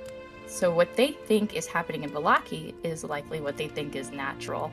So if they're on board with what's going on, I think that's even more horrifying to parties. As opposed to saving a village that is under tyranny rule, they're maybe saving a village that's on board. It gets more complicated, which I think is one of the highlights of folk horror, is that a lot of these villages and settings are very complicated. Finally, another one that I have, which I think there are many opportunities to bring folk horror forth, but I think another one that's really apparent is Babala Saga. So she already claims that she is Strahd's mother, but she can also claim that she is mother to the land by proxy. Her setting is just a fascinating study of folk horror aesthetics with the fog and the scarecrows, and then her land is already isolated. Now, while it may lack the folk horror, we can certainly use the forest folk to give her a mythology before the players ever meet her. Talk about this witch in the woods, or this powerful woman in the woods, or this mother in the woods. And when players finally meet her, now that's when the horror really starts. Do you have any other advice for dungeon masters who want to incorporate more folk horror into their Curse of Strahd games? So, folk horror is somewhat rooted in magical realism. And from a broad D&D perspective, that's a little problematic just because we have spells that follow specific rules, like detect magic and dispel magic. So it's important to think about how certain folk horror elements might work in that regard. For me, it's hard to envision a Barovia where Strahd doesn't understand some aspects of what's happening. So if you do add folk horror elements that do lean into the magical realism that aren't explained, that aren't necessarily easy to understand, it's important to think about how that relates to Strahd and how he reacts to it. So does Strahd know about it? How does he feel about it? And how much control does Strahd have over it? With Strahd being the quote-unquote master of his land for so long and having so many spies, it's hard to envision a world again where he doesn't know everything. So it's really important, I think, for GMs to think about how those things react with each other, because at least in my games, your players are going to ask. So think about having answers for that, even if he lies. Where can people find you and your work? So people can find my work in a number of places. I have it hosted on DriveThruRPG, my Ko-Fi, and itch.io. So if you visit me on Twitter at ContestCassie, you'll find a link to all my stuff, or you can visit my website at CassieMothwin.com for links to everything.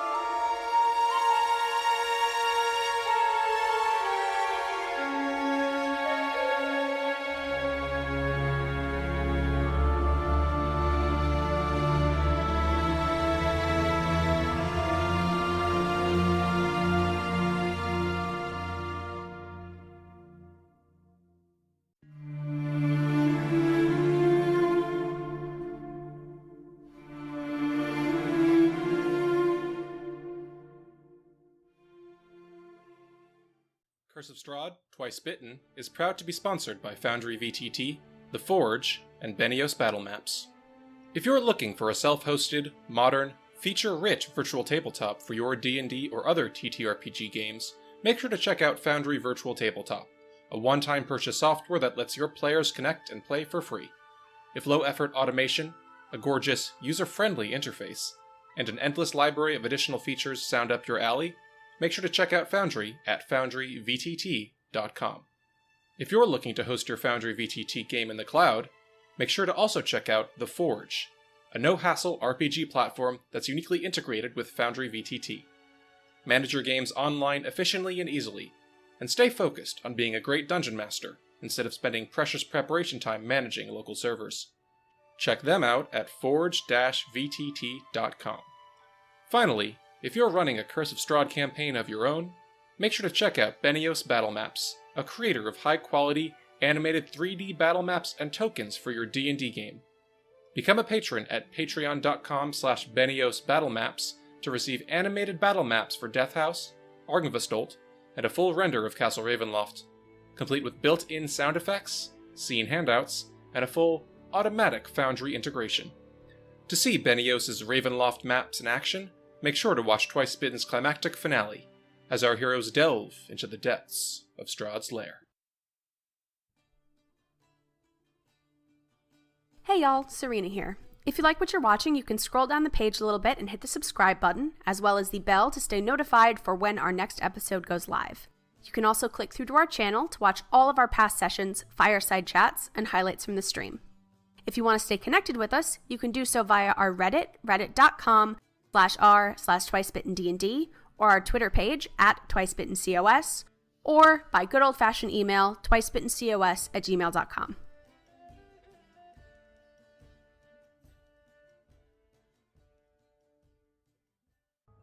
And welcome back, everyone, to Twice Bitten. And so, we find our companions ascending the dark stairs of the stairwell in Castle Ravenloft, traversing from the dungeons far below, aiming as their destination, the study, far above. After some minutes of travel, you eventually ascend and come to a dark landing, a door closed in the wall before you. You can see a small bit of reddish amber light seeping through the opposite side underneath the small slot underneath the door, flickering like firelight. Do you proceed? Yeah, Cautiously. Let us as do it. always. Then proceed. You shall.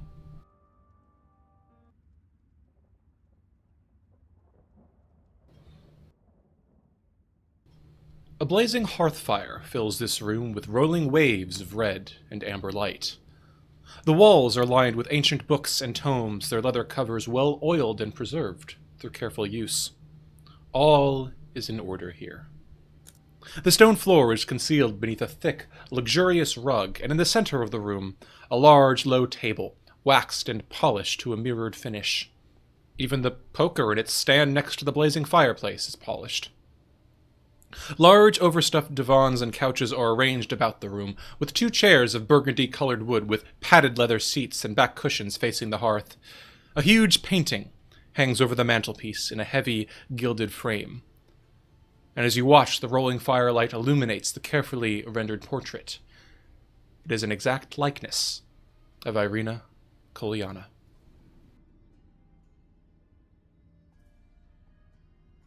Well, ain't that something? Lovely. Kind of looks like the same dress, a bit.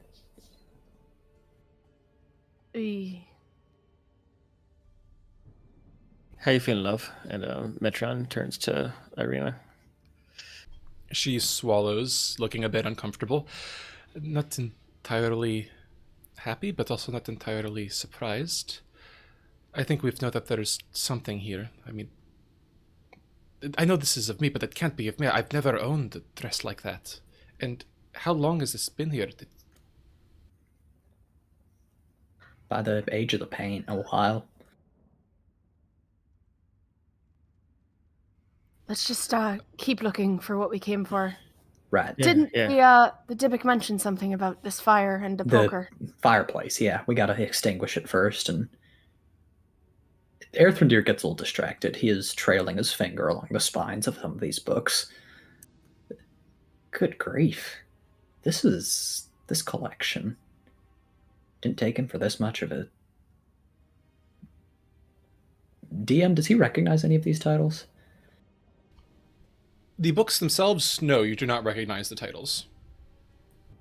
But it is a masterful collection. You see books that seem to hint at secrets of alchemy, bestiaries of strange beasts, biographies, exotic recipes. You see a book of military strategy, a novel written of epic proportions, anthologies of poems, theologies, histories. You even see one text that you think hints at some sort of, you recall in the back of your mind, a heretical schism of a cult of a major religion of Mistra, several centuries past. It must be over 1,000 tomes in all. Good grief. He looks over at Lillison, gives a half smile, and then just kind of pulls a book out at random and puts it in his pack for later. Roll a d12 for me. That's why I did it! Let's see what you get. Goats! Goats! Goats! Goats! 8. 8. Okay. Give me a moment to think. While this is happening, Metron will just lean into Irina again, just ask, "Oi, you want that thing around? We can, burn it or slash it if you want."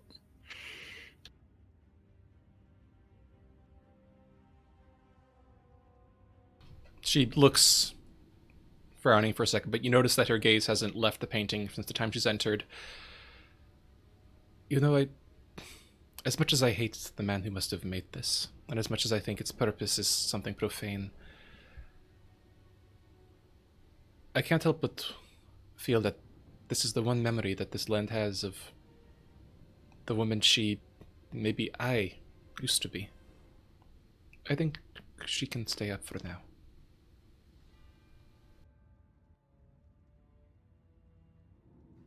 Kiva just squeezes a hand on her shoulder. Irina nods back and gives you a smile.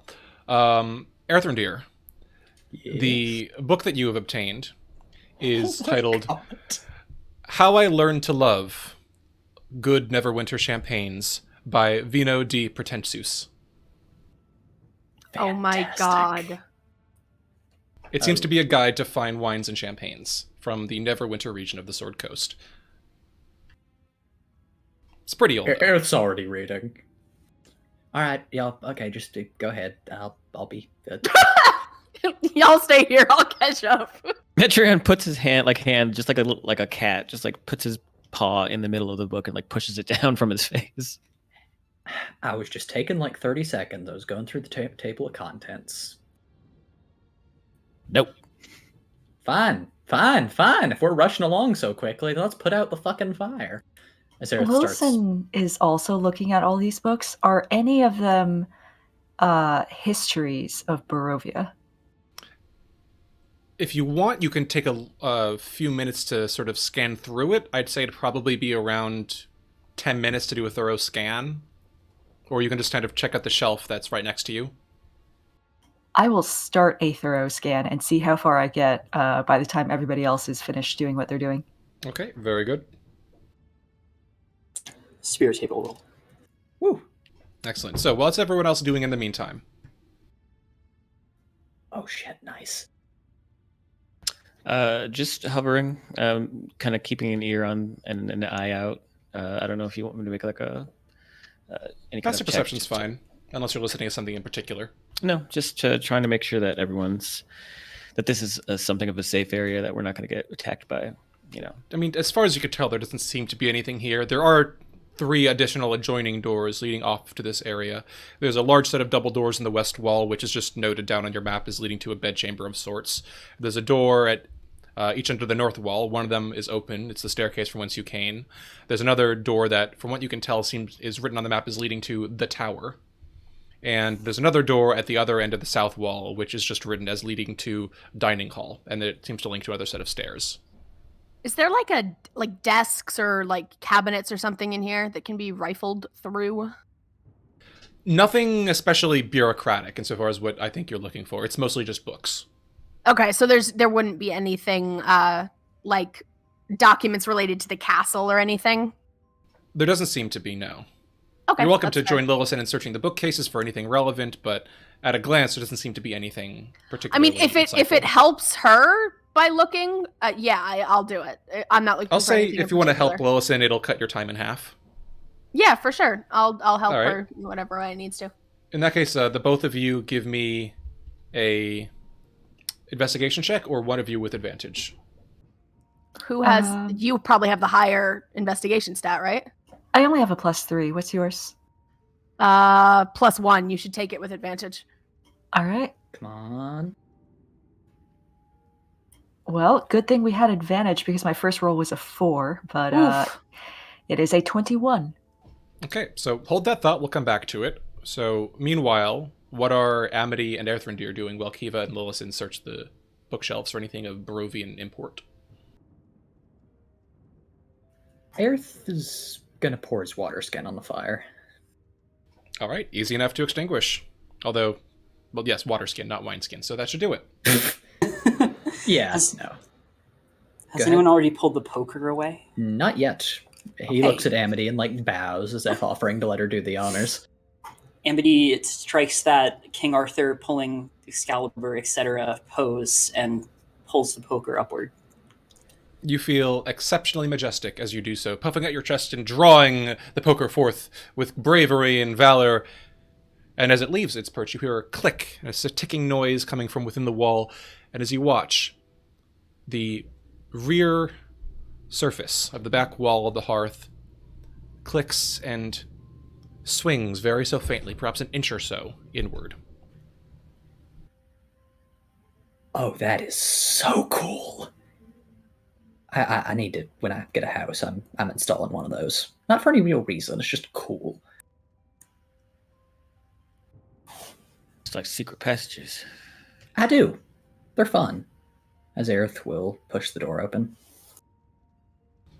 The door is pushed open, and immediately you find yourself hacking very faintly as smoke pours out, presumably from the fire that had just been here. Once you come to your senses and clear your lungs, you see beyond a smoke-filled chamber. And resting on the floor of this smoky room, a closed chest surrounded by piles of gold, silver, and copper coins. The fittings and clawed feet on the chest are evidence of great workmanship. Attached to the east wall, you see 2 torch sconces. The southernmost one holds a torch with an intricate metal base, the other empty. A skeleton in broken plate armor lies against the wall. The skeleton's right hand is on its throat, and its left hand holds the matching torch from the empty sconce. This is the next thing we need. God, poor man. Why we gotta replace this torch and that sconce, or else. I think Dybbuk said that chest's a trap. It's a false treasury, yeah. Yeah. All right.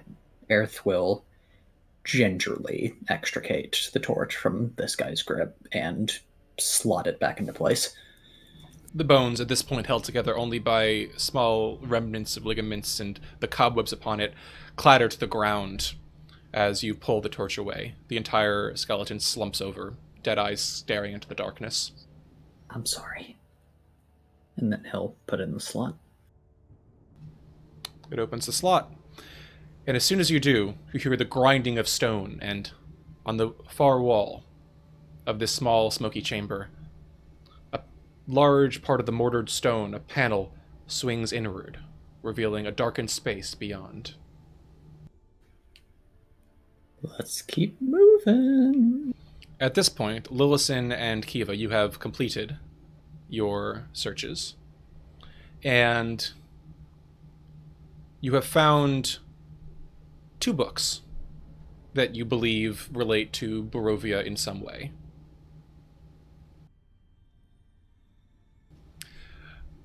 The first one reads,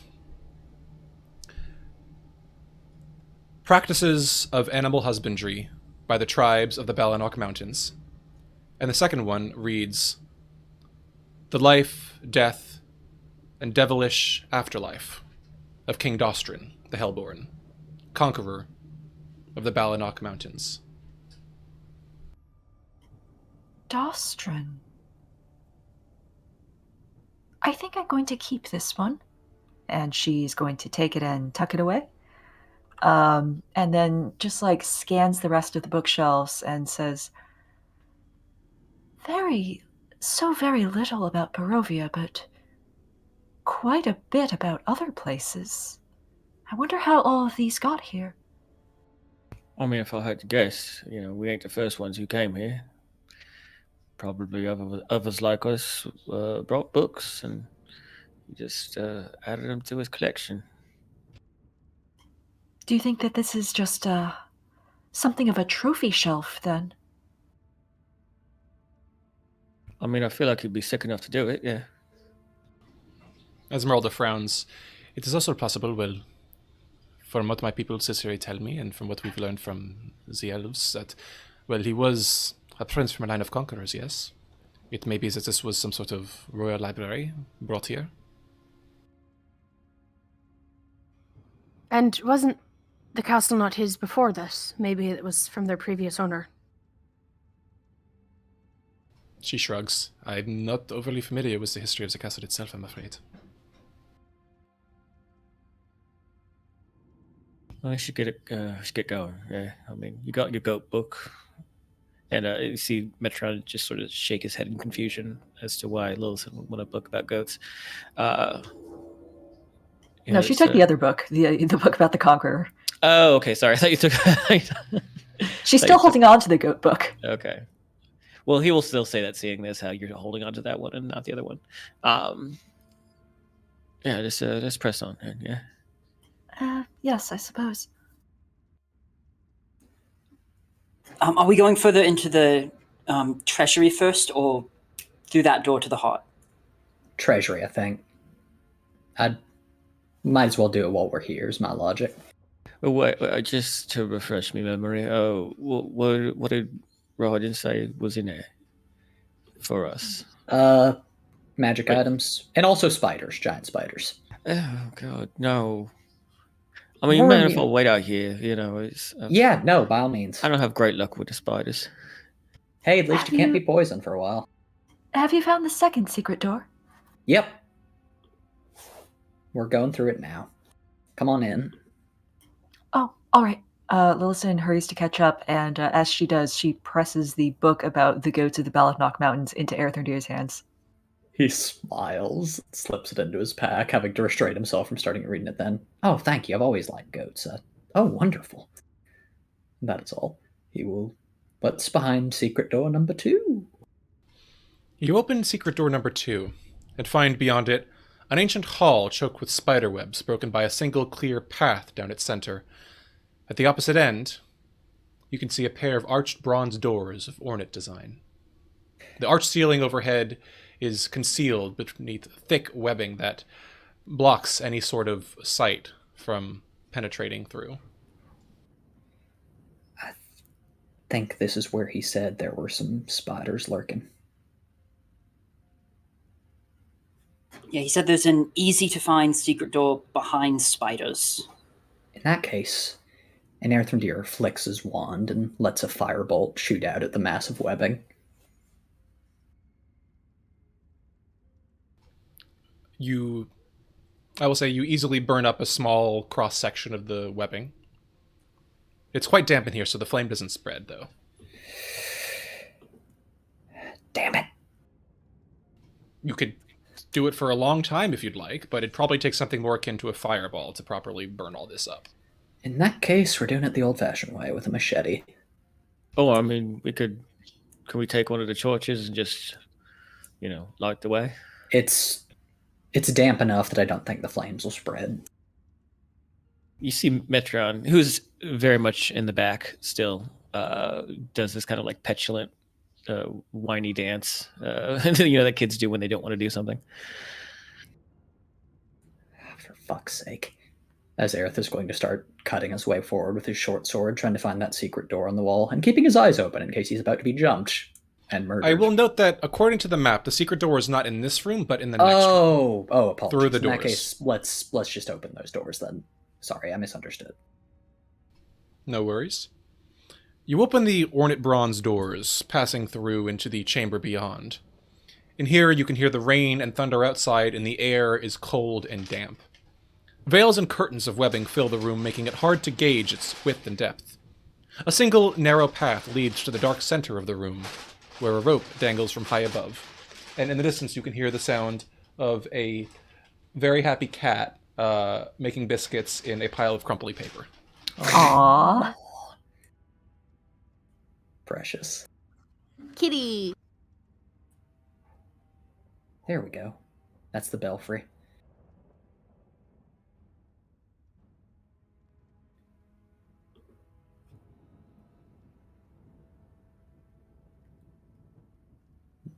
I'll step inside. Yeah, were you waiting for an invitation? I'm waiting to make sure I'm not about to be eaten. And he will step inside, looking cautiously for spiders. Make a perception check. Yes, I will. 12. You don't see any spiders. All right. You know what? That's not exactly reassuring, but we'll roll with it. So can you repeat what's in here? There's a rope going up to the belfry and...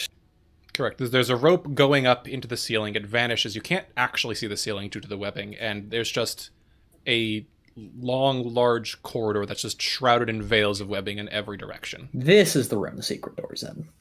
Yeah, so you think that it's somewhere along the left side wall. All right. Aerith will start. Tap, tap. Oh, yeah. You want to know something fun? I realized the robe has more patches than I thought it did. Oh no. As he reaches onto it and pulls off a 10-foot pole. Oh my god. There it is. Yep. Amazing. I didn't see these. They were on the inside lining. And he will start tapping determinedly until he finds the door. Okay. Actually, it does not any longer have... Oh, it doesn't have the basics? Oh, shoot. No, never it mind doesn't have then. everything. Do you want me to read off to you what it has? I know what it has. That's Okay. All right. He'll Yeah. just start rapping on the wall. It seems the then, 10-foot trying to pole find has the been door. already used. It did have the rowboat, and it did have the ladder. That's but- fair. Yeah. Okay. Mhm. I'll just start looking for the door then. Okay. Are you planning on macheteing your way through the webbing then? Yep. Okay. In that case, I'll need whoever's helming this to make a perception check with advantage if they're being assisted. I will assist. Thank you. I'll be behind Kiva and Ethandir and Lilson. 17. Okay. You take a few minutes to cut through the thick cords of webbing. It's a unpleasant and lengthy experience. Each cord is actually as width around as your pointer finger and stretching several feet from end to end in many places, long drooping veils and shrouds like gossamer, but as thick and strong in some places as corded rope, swinging almost unobtrusively, quietly in the darkness of these corners. However, with some effort and working together and doing your best to avoid any arachnids that may or may not be lurking in the shadows around or overhead, you cut a path, clearing away and stomping the sticky spider webs down into the ground and clearing them to the sides as you lay bare a 10 by 5 foot area on the left side wall of this stone corridor. Wonderful. Working together, with Erthrider leading and the others assisting, it's not long before you find a small seam of paneling in the stone on the wall that seems almost strangely wooden by the sound it makes upon knocking. You think you see, you think that one of the small bits of brick into the side of it might be not quite as strongly mortared as the rest. Perhaps pushing it might do something? I'ma do it. And push it. You do. You hear the grinding and clicking of stone pushing against stone and then wood pushing through the air. And you see a darkened space open on the opposite side. Think we got it. Aerith will peer inside. Peer inside you do. This octagonal vault is free of dust and cobwebs. The domed ceiling 40 feet above is painted black and sparkles with a display of stars in unfamiliar constellations. Barely contained within this vault is a square tower, 20 feet on a side and 30 feet high, with arrow slits on all sides and a battlemented roof.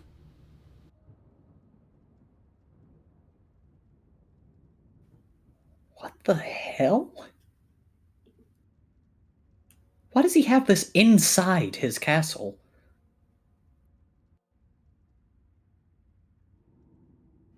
Maybe he was that paranoid about enemies within the walls. I suppose, but that's... You have a... screw it. I guess that's our treasury then. Whew. That's gonna be a feat to get into. Metreon, you still have lockpicks and such? Yes. And you hear him call out from the back. Come on in. This is the good part. Less spiders, more loot. All right, yeah, Metron scuttles in, and then City gets in, and he's yeah, I got lockpicks. And he'll actually, as he's saying that, will start to approach, looking for a place to try and pick a lock. On the far side of this tower, which seems to glint with an adamantine strength, you see a closed adamantine door set into the base on the north side. All around it you see arrow slits looking down from the first floor and the higher floor of the tower, looking down into the enclosed space of this dark vault. You look at the door, and you look at your lockpicks, and you look back at the door. There is no handle. There is no lock. Well, this adamantine door does not have any handle or locks. I'm fuck all out of ideas. I mean, unless someone could get through one of these slits. And he points to the arrow slits. Lillison, you think you could fit your mage hand in there? Well, we'll see. And she summons her mage hand and tries to sort of wiggle it, sort of sideways through a slit. Does it go in? It is small enough that it can fit through a slit, yes. Pressing her eye against the slit, what can Lillison see inside? You actually can't. The slit is a bit higher up. It's a good 2 feet above your head. It's looking down at the area. Can anybody give me a slight boost? Amity offers to lift Lillison. Thank you. Okay. Peering inside, you can see thousands of coins spread across the floor haphazardly, shimmering different colors, illuminated very faintly in the reflected light of the sun sword: gold, silver, bronze, copper, and a few gemstones glinting sapphire, greenish red light, as well as hanging against one of the walls, leaning against it on the floor, a shield emblazoned with a stylized silver dragon. On the far side of the tower, away from the door, you see an adamantine ladder that vanishes up to the higher floor.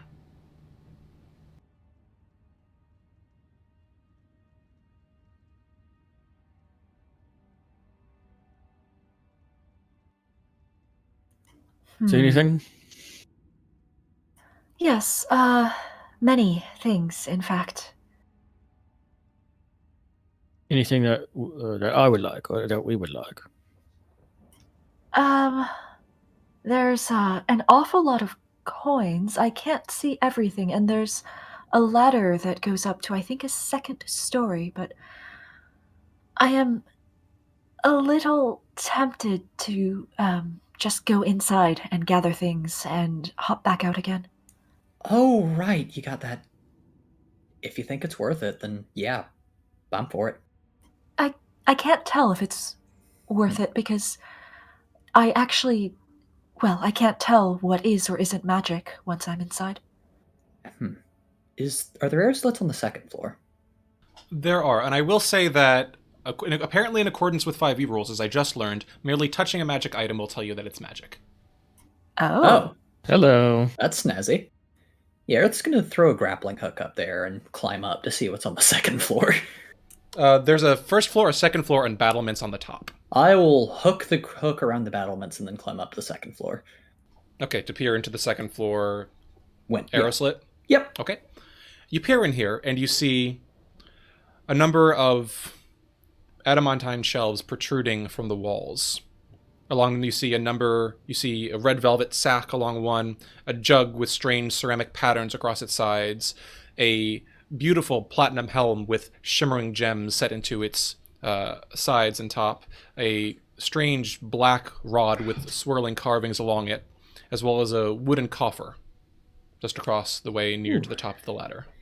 There's another ladder as well leading up to a trapdoor in the very top of the battlements. Yeah, some of this stuff looks pretty fancy. I don't know what all of it is, but there's a big platinum helm, some sort of wand, and a wooden box. Don't know what's in there.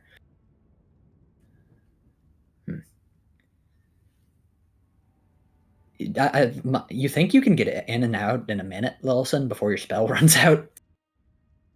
In a minute? I might be. What's Blink's duration?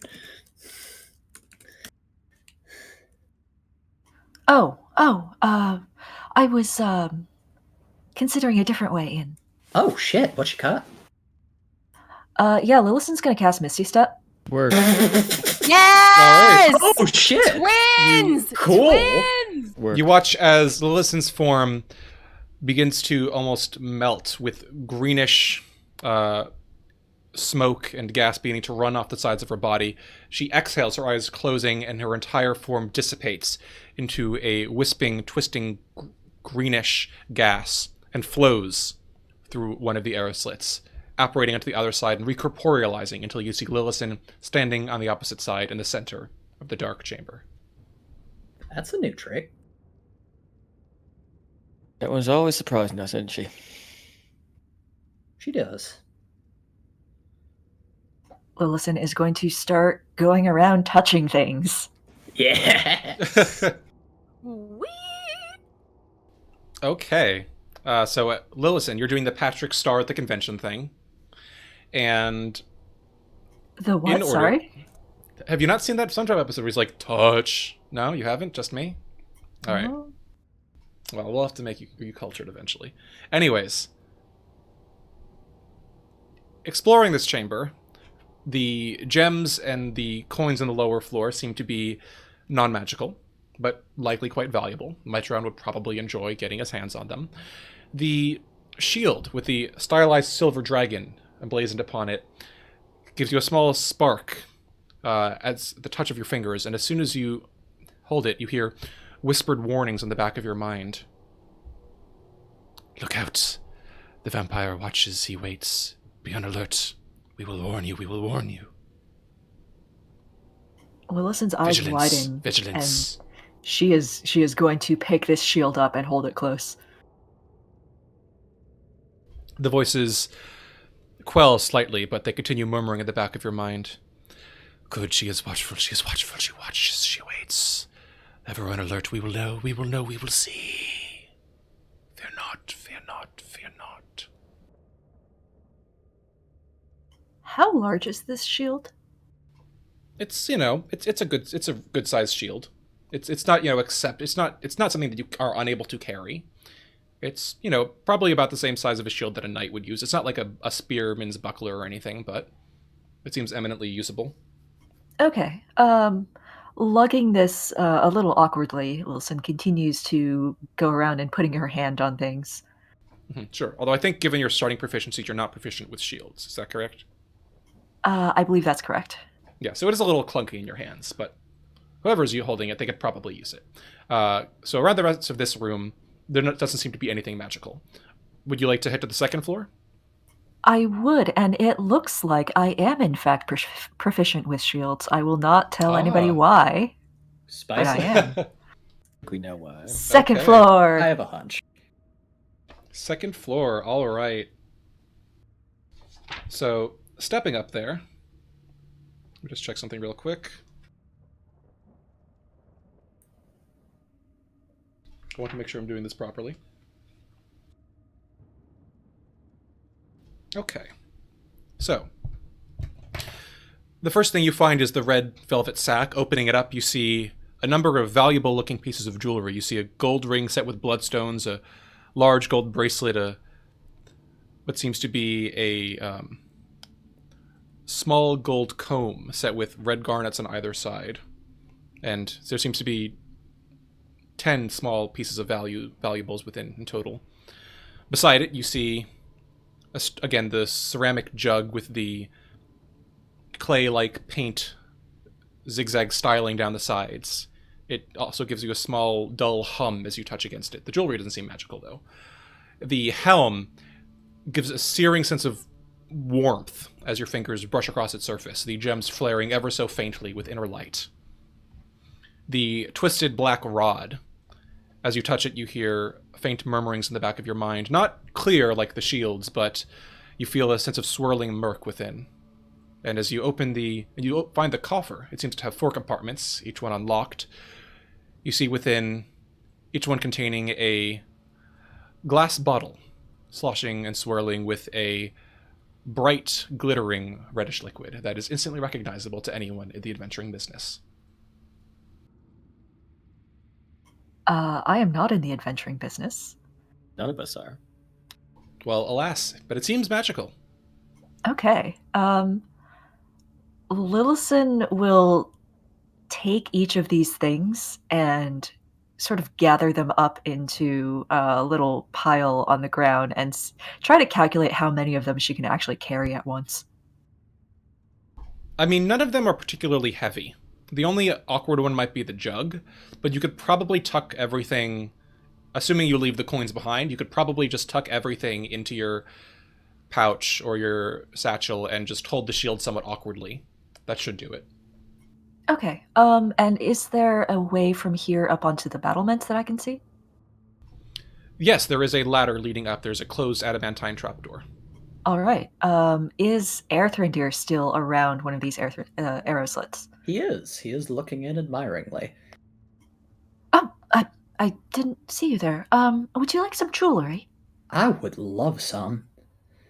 Here. And she sort of tries to stuff the sack of the 10 pieces of jewelry through the arrow slit towards him. As he's hanging onto a rope with one hand. Yes.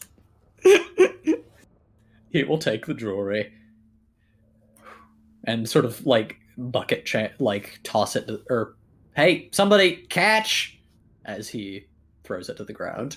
What's he catching? There's a bag of jewelry. Oh yeah, Metrion's on that. It's fine. Wonderful. Lillison turns and starts climbing up the ladder and sees if she can get out from here without having to expend another spell slot. You ascend the ladder and push against the trapdoor, and see that it has neither a handle nor a lock, and it will not budge at your touch. Huh. Kiva can give back spell slots if you need to, waste one. Lillison's going to try briefly pushing it the other way. There's no handle, but, no matter which way you push it, it doesn't seem willing to budge. Well, that would have been nice, but... And she climbs back down the ladder, makes sure that she's got everything, and walks on over to the arrow slit and tries to see a safe place to land within 30 feet. Easy enough to do. All right, there goes another Misty Step.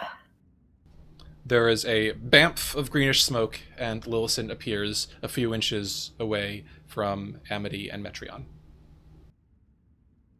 Lillison unloads everything. Holy shit. Whoa. See, you should have worked in the Thieves Guild with me when I was younger. We could have made a killing. I have a funny story to tell you later. But There wasn't even any of, I didn't bring back any of the coins or the gems in there. There's plenty more, but I thought these would be more useful for us right now. Yeah, I think we can bother with immense wealth later. This is... I wonder what that helm is. It's beautiful. And very gaudy. Sorry, just to recap. So you brought the shield, you brought the helm. What else did you bring? A shield, a helm, a jug, a rod, and a coffer full of 4 Mysterious red liquid. mysterious red liquid potions that we certainly don't know what they are at all. And jewelry.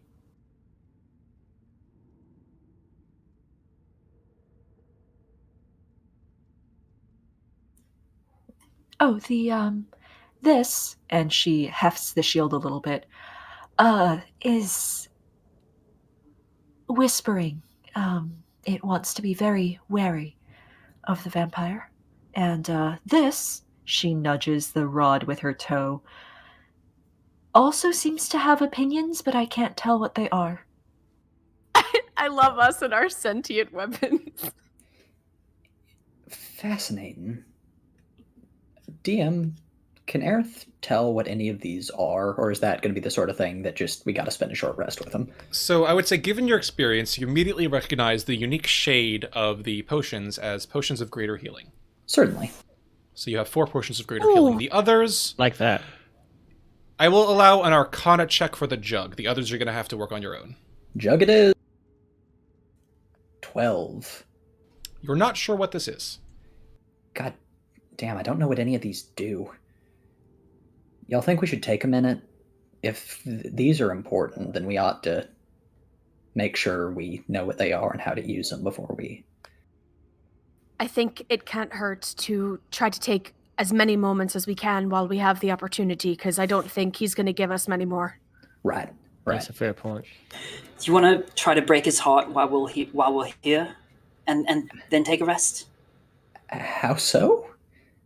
The heart's like 2 doors down. Oh, break his heart, literal heart. Yes, no, that's a good plan. Just reject him. Sorry, I was getting a little concerned. That's no good plan, Amdy. Let's take care of that. Well, I'd hate to be the person that's like, argumentative, but I think, what if that triggers him coming to us right away? That's a I don't fair know. point too. Yeah. I mean, he's gonna want. I would assume he wants to well guard that. Maybe if we have the time right now and we're not getting anything hitting us, we just figure out what these things do. Maybe they can even help us. Damn it. No, I think you're right. I mean, that help. Like, the shield talking to Lilithin. I mean, what one does these other things might have? Point. All right. Well, you want to do that in the study where it's warm and pleasant and not full of spiders? Preferably. I am a little concerned about anybody wandering in through any of the doors leading in that place. Point. This is more secure. All right, I guess we can bow to security. Yeah, I mean, we could barricade the doors in the study, though. True, but there's 3 different entrances. Yeah, fair One point. Here. Everyone's making good points. Let's just do it here, then. Yeah. All right. Do you have another firebolt? Can you restart the fireplace? Oh yeah, for sure. Great. Oh god. As a DM, I know what these are, and I'm vibrating. Yeah. Jesus Christ. Jesus Christ. Who? Question. Yeah, Amity MVP. Host. Okay, DM a question. Does it take us an hour to figure out what an item is and then another hour to attune to it? Or is Correct. part of the... You're going to need 2 short rests. Fuck. Per attunement item. Some items might not require attunement, but those that do will require an additional short rest. Well, then let's barricade the fucking door. Shall we each pick something to sit with? Yeah, Metreon, Amity, why don't one of y'all take the helmet? It suits your color, and I feel like. And the rest of us have all gotten magic shit. Yeah, I mean, sure. Amity looks at Metreon struggling who you want to, either way. Yeah, I mean, if I can go around your horns, that's fine. They're magic items. They do that. They shift to fit. Oh, oh, I can't. I'm not getting used to that. Yeah. Well, maybe we should figure out what it does first, and All right, I'll just rest with it first, and then when we figure out what it does, that determines who gets it, I guess. All right. We're going to break the record for more short rest taken in Castle Ravenloft, and it's going to be fucking great. It's really pretty You forgiving. are I'm not gonna going lie. to beat my party, sadly. How I many think did they take? I might have to check. Was it over 10? Okay, it was not over 10. 10 hours is a long time. Fair. Well, all right. So short rest. Are you like actually barricading the door? Or are you just closing it? What's going on here? And are you staying in the same room as the tower? I don't think we have anything to barricade it with. Oh, did you lose your rowboat? Yes. do you have anything on? Do you have another patch? And we're still sensitive about it. I have a pit, 2 dogs, a horse, and an iron door. Well, maybe put the pit in front of the door, and then Wait, hold on. We could have put the iron door into the fortress.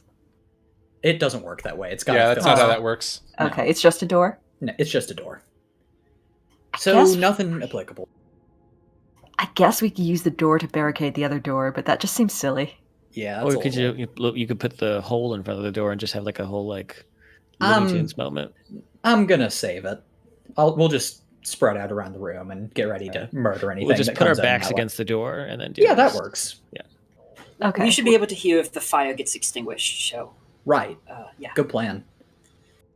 I mean, Lilith- if anything, if Strahd wants us, he could just zip through the walls and kill us here. Don't need no door. Lillison starts handing out magic items for people to hold. She's All right, gonna who give wants what? I'll take the jug. The jug sounds fun. Kiva will take whatever is handed to her. Lillison looks at the shield and then looks at Kiva and then looks at the shield again, and she says, "Here, but if you don't want it, I would like it." And she hands it to her. I mean, if you want to just take it now, I have a shield. She hesitates and then nods gratefully and gives her the rod instead. Kiva looks excited, but also like she's never used one of those before, so she's gonna have fun trying to figure this one out. I'm just gonna let Okay. that pass. Yeah, same. So Kiva has. That wasn't the... what I meant it to sound like. Yeah. Yeah, It was okay. a Yeah, sure. spellcaster thing. Oh, come on. She's You'll a know when I'm spellcaster. actually using innuendo. So who had the helm? I Amity believe did. Amity did. Amity. Okay, Yep, and yep, yep. Erthrendir has the jug, Yep. and who has the shield? Is that Lillison for now? Lillison. Okay. All right, and you're taking a short rest here to attempt to identify these things. Yes. All right. So, you begin your short rest, attempting to uncover the secrets of the items that you've bestowed, experimenting with them, meditating on them, reflecting on their properties, or just generally attempting to observe any traits that they appear to exhibit. After... well, let's see.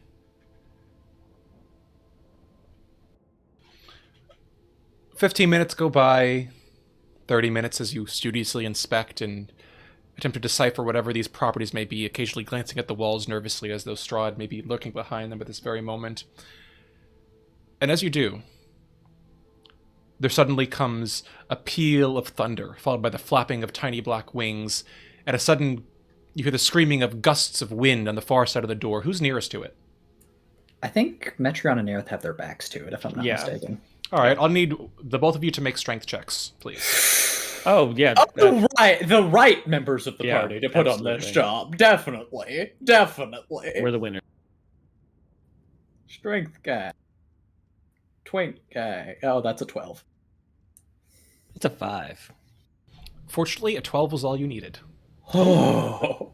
You hear the sound of the chittering of dozens and dozens of bats, the flapping of wings, turn to anger as you hear the swarm flapping on the opposite side of the door, lingering for a few moments before slowly receding, dissipating into the darkness as the thunder rumbles distantly.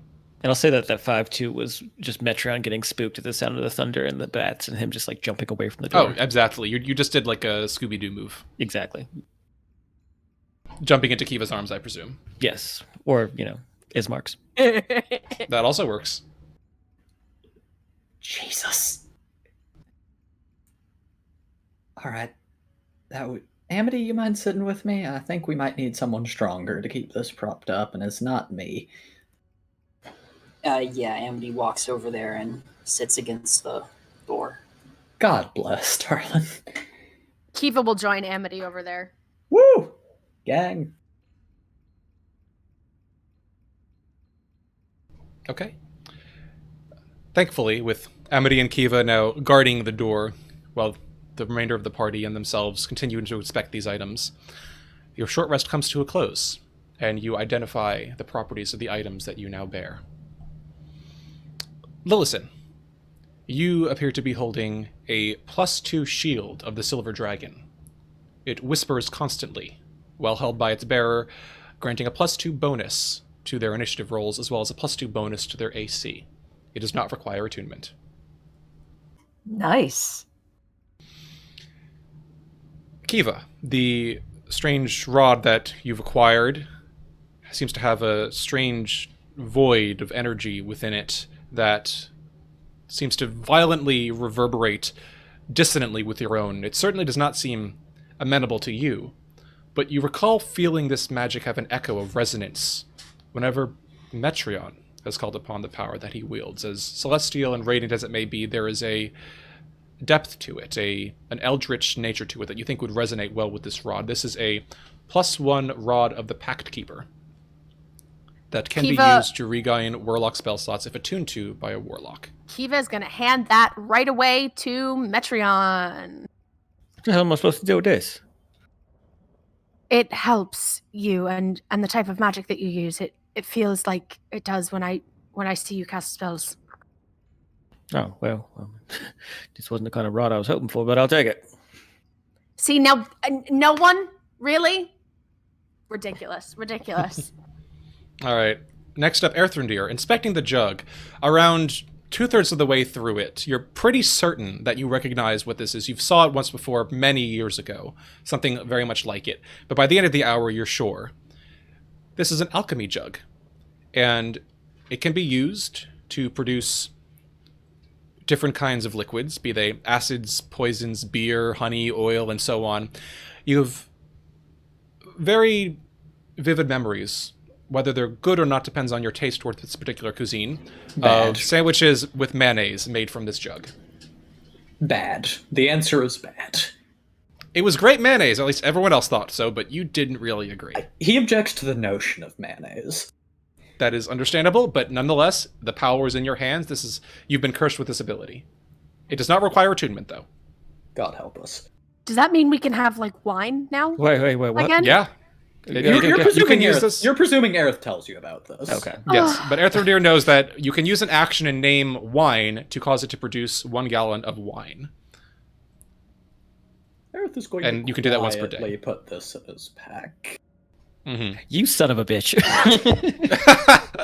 Correct. And finally, Amity. You feel the whisperings of not only the spirits that always follow you, but also some inner light within the helm that you are inspecting. You look upon it, you see the 6 diamonds, 5 rubies, almost 24 fire opals, and almost as many opals that glitter with brilliance atop its surface. You are almost entranced by it as you feel your gaze sinking deeper and deeper into the luminescence of its beautiful form.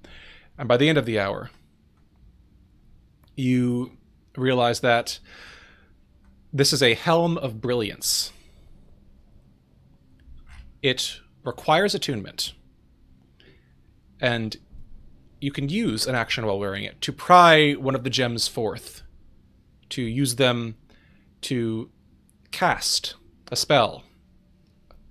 Opal for the spell of daylight, the fire opal for the spell of fireball, diamond for the spell Prismatic Spray, and the ruby for the spell Wall of Fire.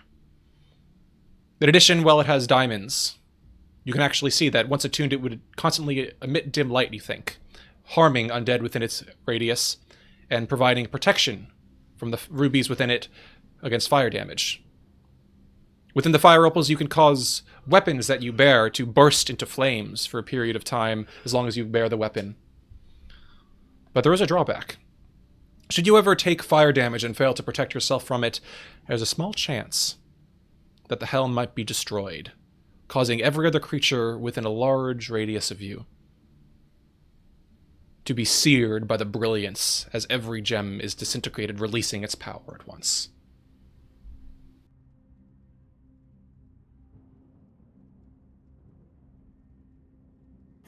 Wow. Amity is sort of in awe at this, sort of turning it around in her hands. How many of the types of gems?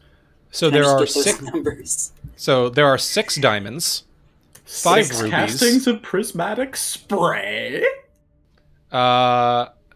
It's actually, yes, Prismatic Spray, you're right. So 6 diamonds, 5 rubies, 20 fire opals, and 17 opals. Oh my god. Oh my god. My Strahd Must Die Tonight party got this. It was a bad time. For them or for Strahd? This Oh, is for going to be Strahd. fucking brilliant. So that's 20 fireballs. Yes, that's correct. 20. Just warn me 20 before on you the start. yeah, and I can use them all in one turn. No, it's an action Yeah. per gem. No, Please that's not do- how it works. That's Just 20 dump them all fireballs. Well, I mean, you can release 20 fireballs if you set yourself on fire and roll a 1. Then you get to use them all at once. Nice. Yeah, that's we optimal. I like Please. it. A little Worth mushroom it. cloud. Worth it.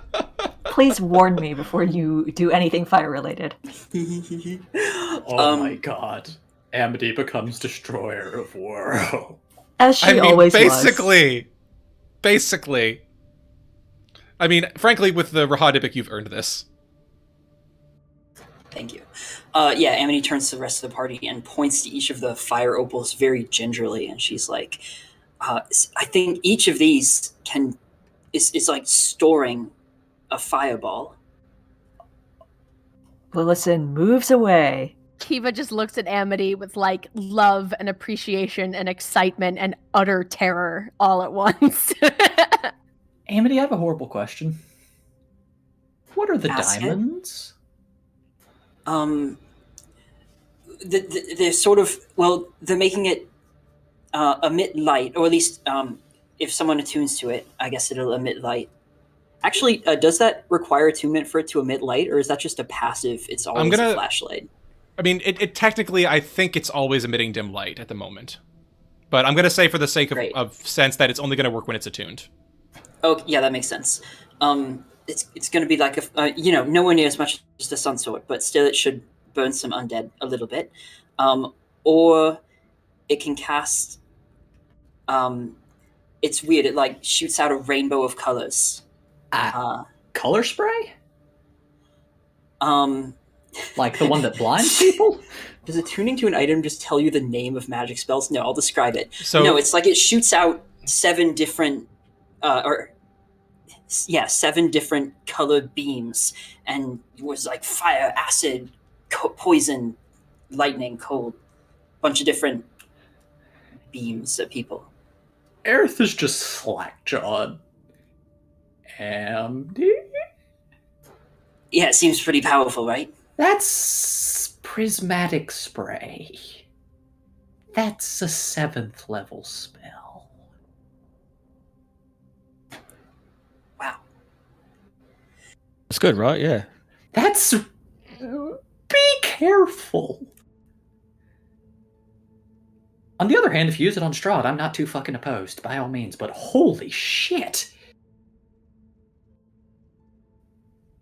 Well, I am very curious to see how that's going to fit over the horns. DM. If you want it. DM, how much, Yes. and what is the breakdown of this jewelry that Lillison gave me?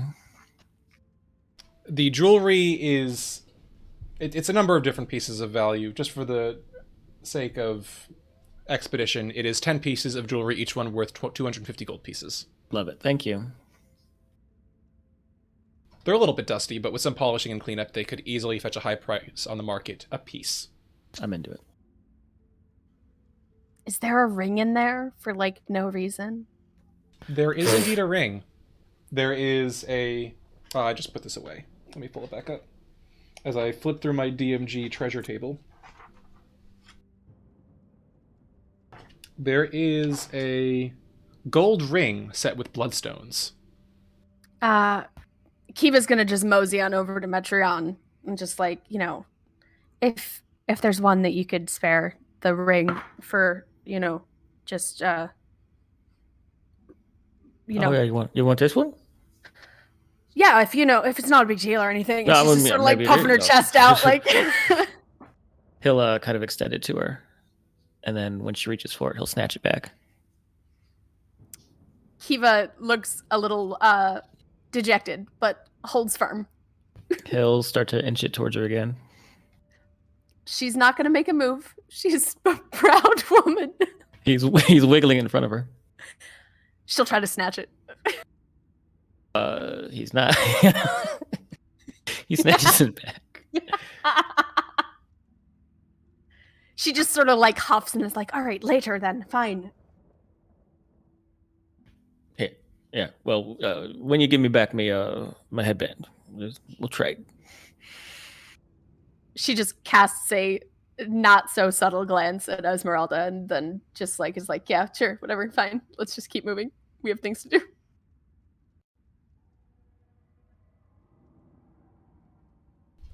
So, if you would like, there are 2 items that you have found that would require attunement if you wish to use them. Would anyone like to attune to them? Also, I believe you still have the thigh bone that you found, the magical thigh bone from the catacombs. I'm not sure if anyone's identified that yet. No, I don't think we have actually. We have not, which means I don't. Can maybe like Esmeralda identify it since she's Yeah, if you'd like retroactively, we could have since Petro wasn't tied to anything, he could just attune to that, or not attune to it, but identify it. Yeah, what does she say it is? All right, so you learn over the course of the hour that this is a Saint Markovia's thigh bone, obviously, and when you hit a fiend or an undead with this weapon, it takes an additional 2d6 radiant damage. If it's sufficiently weak, there's a substantial chance, if it fails in a saving throw, that it is destroyed. On a successful save, it becomes frightened of you. And while you hold it, it sheds bright light and dim light around it, and if it scores 1 or more hits against a vampire or vampire spawn in the course of a single battle, it will crumble into dust when the battle concludes, as St. Markovia's spirit returns to her rest, at peace. Do we want Ez to have it, or do we want Ismark to have it? One of the two of them, I think it's best to give, yeah. Yeah. Esmeralda will decline as she has her magic weapons, and this is not a light weapon. This is a mace. Great. Hey, Ismark, you mind if we slap you in armor and then hand you a fucking thigh bone?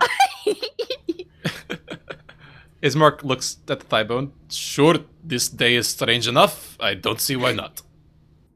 Woo! Wonderful. So in the hour that we're doing short rest, can we use hit dice for those of us who are not attuning to things? Yes, absolutely. Great. Wilson looks at all her stuff, and then she pulls out the wand of secret finding from before and looks around and just says, I'm not certain that this is going to be of very much use now that we have so many of the secrets and traps, just knowledge of them, but do you think one of you should take this and start using it as we keep going? What is it again? It's a wand that you can use to detect traps, I think. Whoever leads maybe should take it with them? I mean, maybe Randy, you can Yeah, that sounds sensible. strap it on. Thanks, Lawson. I've been needing a new wand anyway. The old one's getting a little weather worn. He will thank you.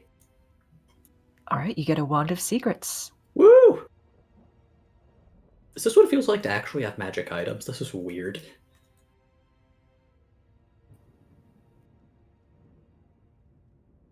All right, and I guess we. So, start yes, if you'd like to take short another rest short rest two, to attune. Electric Yep. Boogaloo.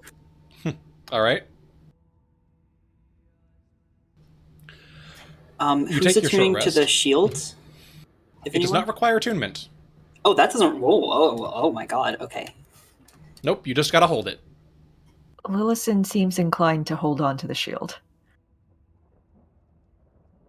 Works for me.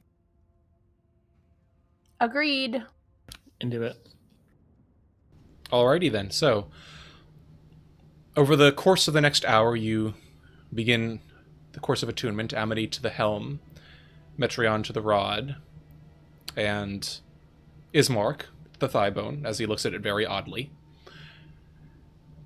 Around halfway through your rest, Kiva and Amity, from your place by the closed door, you hear the sound of a strange skittering, scrabbling, scratching, almost like fingernails against stone on the far side of the door, insistently scraping against the stone.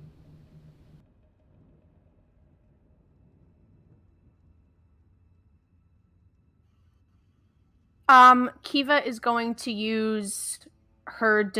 It sounds like someone scratching on the other side of the door, or something. You're not sure. Give me a perception check. I was going to say Kiva's going to might use her divine sense and see if it's because if it's like a celestial fiend or undead or any other being, she can figure out what it is. I think that's only if it's not behind cover, right? Yeah, you're right. I should read. I'm going to do a perception check. All good. Yeah, go for the perception check. Let's see what you got. Not great. It's a 9. 9. You're not sure. It just sounds like a strange scratching sound. And also for those attuning, I will be dropping magic items onto your character sheets. So thank you. Oh, work. Okay. Thank you. Bless. Very good. Kiva continues to just listen. She sort of tilts her body, keeping her weight as much as possible against the door, but presses her ear closer just to keep listening. All right. It continues insistently for another 3, 4, 5 minutes and then slowly fades. You hear the sound of skittering grow quieter and then vanish into the silence.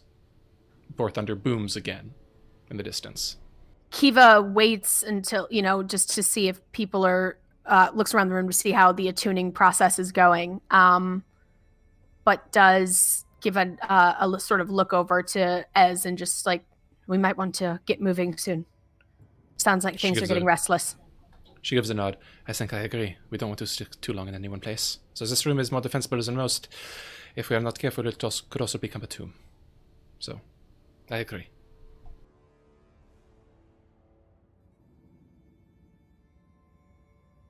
And question, who is holding the potions of greater healing? Who would like those? There are 4 of them in total. Do we want to break them up, or do we? That's what I'm Let's thinking. split them Yeah. amongst the party. Those of us who don't have inbuilt healing capabilities. All right, so who's getting them? That'll be Lillison, Metreon, Amity, Aerith. If Kiva's okay with that. I think Kiva should get one. Yeah, because she's going to be Okay. frontline. Yeah. Well, Oh, as long as you guys are okay. I mean, I have cure I'm wounds fine. and stuff. So, okay. I am so fine. All right, yeah. It's just All right. happily take one. All Yeah. right, so everyone except Aerith then. Yep. Cool. All right, I will drop those onto your character sheets. And as I do that, your short rest comes to an end and your attunement snaps into place. Lil, please tell me you have like an armor class that's above like 3.5 now, right? Oh, it's at 17 now. Incredible! You got, just to confirm, you got +4 from that, right? +4? Yeah, it's a It's a +2 +2 shield. Okay, now it's at 19. Nice! Oh my god. Highest in the party. Not that it's going to help against a fireball, but Highest I'm in the so... party. All right. God.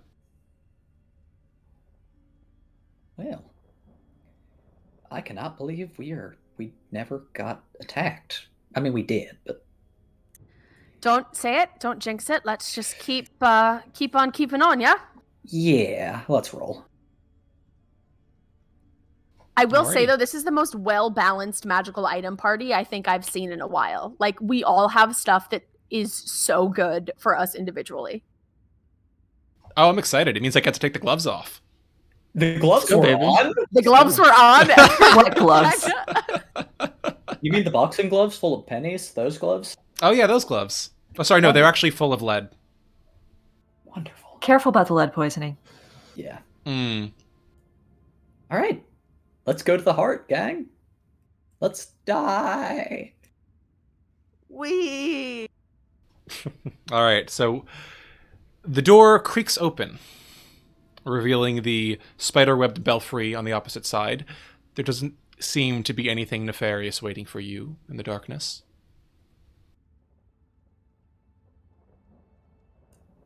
Progress. Head back to the study. Then progress you shall. Stepping through the hidden chambers, leaving the webbed walls and corridors behind, and ducking to fit through the hidden panel on the back of the hearth to emerge once more into the now darkened study. But as you do, you notice that, as mentioned, the helm that Amity wears, which, by the way, has reshaped itself to allow her horns to protrude through, is now exuding a flickering aura of dim, radiant light wherever she goes. Actually, no, it doesn't, because it's not constant. It's only when undead are within that area. That's good. I It's was like wrong. a little Well, beaker. Akiva looks undead, so you know. Yep. But it actually is not currently active. I was wrong. Lillison is so vindicated. Look, she got out of that one on a technicality. Yep. Very tight technicality, but we'll take it. So, you are back to the study. There is a door, you believe, leading to the tower. Would you like to pass through? Yeah. Okay. Let me just check something very briefly.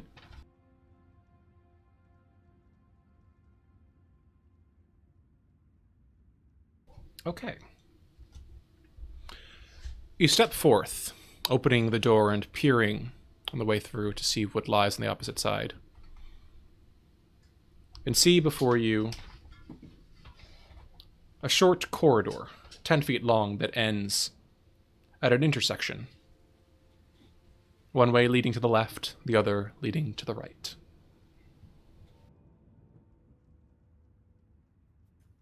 Which way does our map tell us is the right way? It says the tower is to the right. If you'd like, you could peer down the corridors to see more specifically what lies there. Yes, please. Okay. You make your way down the corridor and peer first to the left, then to the right. To the left, you see dark alcoves lining the walls of a long hall. The ceiling has fallen here, leaving rubble strewn across the floor.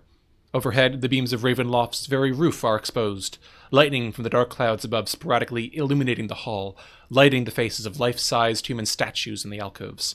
Each visage is frozen in terror.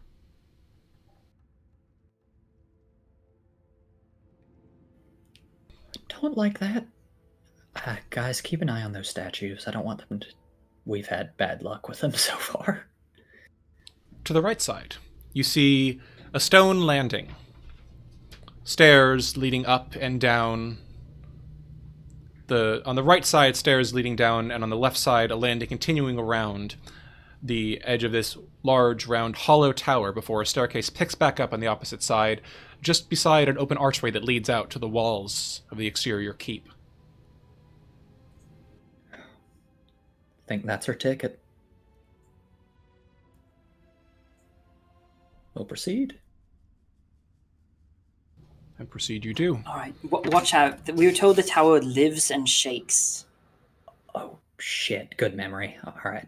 Yeah, let's be careful. Keep your balance about you, everyone. Maybe keep hold of the walls. Mm-hmm. One by one, moving carefully, watching quietly, you step forward out onto the semicircular landing that extends across this third-floor space.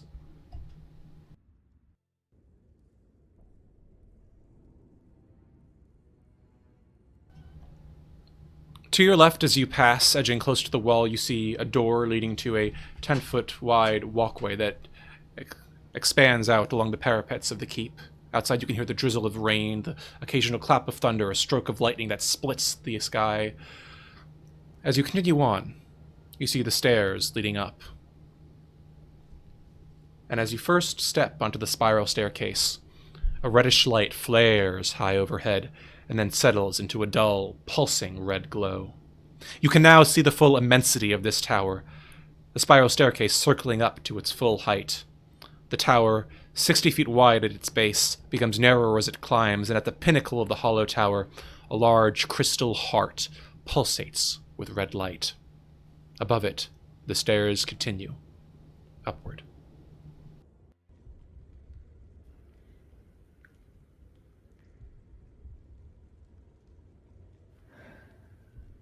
How far above us is it, DM?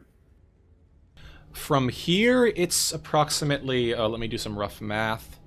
It's up, I think it's 100 feet, but let me double check.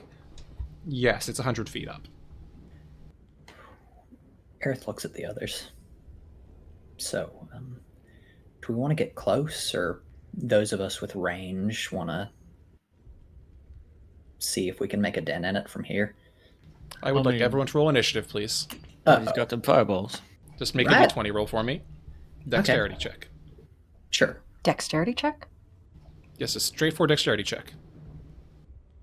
20. 15. 21. 17. Remember to add 6. Jack of all trades. This is initiative. True. I guess 8 then? 8, yeah. Oh, wait. If it's initiative, it's 23 for me. Is it initiative? It is. Lilith in a has fashion. the bonus, right? Oh, you have Yeah. a +2, right? If it's initiative, that's a 23. Tied. Lovely. Okay. So, and I'll roll for the others as well, though. Alright, so for Esmeralda, that'll be a 17. For Irina, that'll be a 14. And for Ismark, that will be an 11. Alright. So, are the group of you making your way up, or just hanging on the stairs for now, looking up? I mean, I think it's better to just get it done, right? Well, I mean, so Amity has like fireballs she can throw if we want to just go that route. Yeah. You want to just throw fireballs at it until it's dead? I only have 20 of them. Oh, the scarcity. I mean, firebolt also, right? Doesn't use up a gem. Yeah, no, I'm fine with throwing cantrips at it.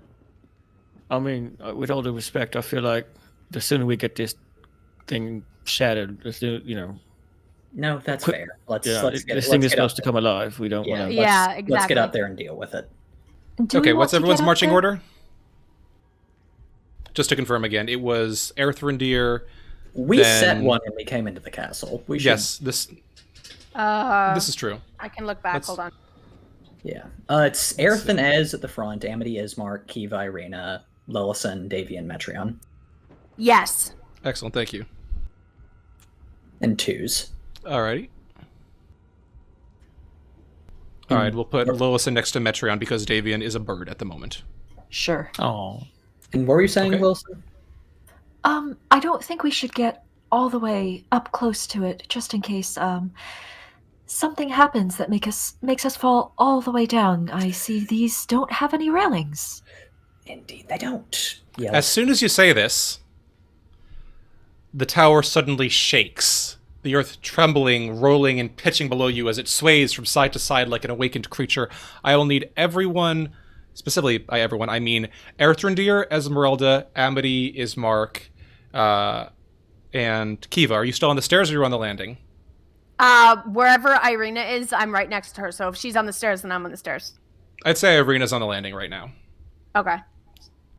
Alright, so that'll be Erthrindir, Esmeralda, Amity, and Ismark to make dexterity saving throws. Oh boy. 16. 14. And let's see how Esmeralda and Ismark do. 2 5s. Oh no. Oh my. As the tower shakes, Amity and Aerthrinder, you fling yourselves against the wall, but as you do, you hear yelps as Ismark's eyes goes wide, as Esmeralda struggles to reach and catch him, and then slips on a pool of water beneath her feet. You watch as the two of them go tumbling, flailing into the darkness below. Aerth yelps a spell and casts Featherfall. Oh my god. Yeah. And Featherfall they do, as all around them twinkling black motes of light, glinting with a blood-red shine, appear, pushing up against, straining their falling forms, and they slowly begin to drift down, instead of plummeting to their doom. Okay, so fireballs up the stairs, I think, is the best option, not climbing them. Everyone down on the landing, maybe? Sounds nice. Like Kiva that makes idea. room. Yeah, Kiva makes room. She's also panicking and freaking the fuck out, so... Ismark's going to holler up, would any of you happen to have a rope, please? Yes. She is going to unspool 50 feet of rope and hope it's enough. It should be enough. They have not fallen very far yet, thanks to the spell. Esmeralda and Ismark clamber on, and I'd say with the rest of you acting as a counterbalance, they are able to climb their way back up. Well then. Are we still in Yikes. initiative? For the moment, yes. The tower is still very occasionally rolling, or you think it's about to do it again. Okay. But you feel that as long as you're not on the stairs, it's a little more stable. Is there a place that we can stand? Like, there's doorways here, like right outside the doorway we can came in, just like crane our neck. Yes, look up? there is in fact, there's the doorway you came in, there's also a doorway leading out onto the parapets. There are two doorways leading out onto the parapets of the keep. However, given the staircase, it's pretty difficult to see the heart from there. You'd actually have to stand on the landing. But you could kind of duck in and do something and then run back. It's a little weird, but you could certainly try that. The coward's way out. The heart has a bit of a rhythm to it, so if you wanted to try that, you could.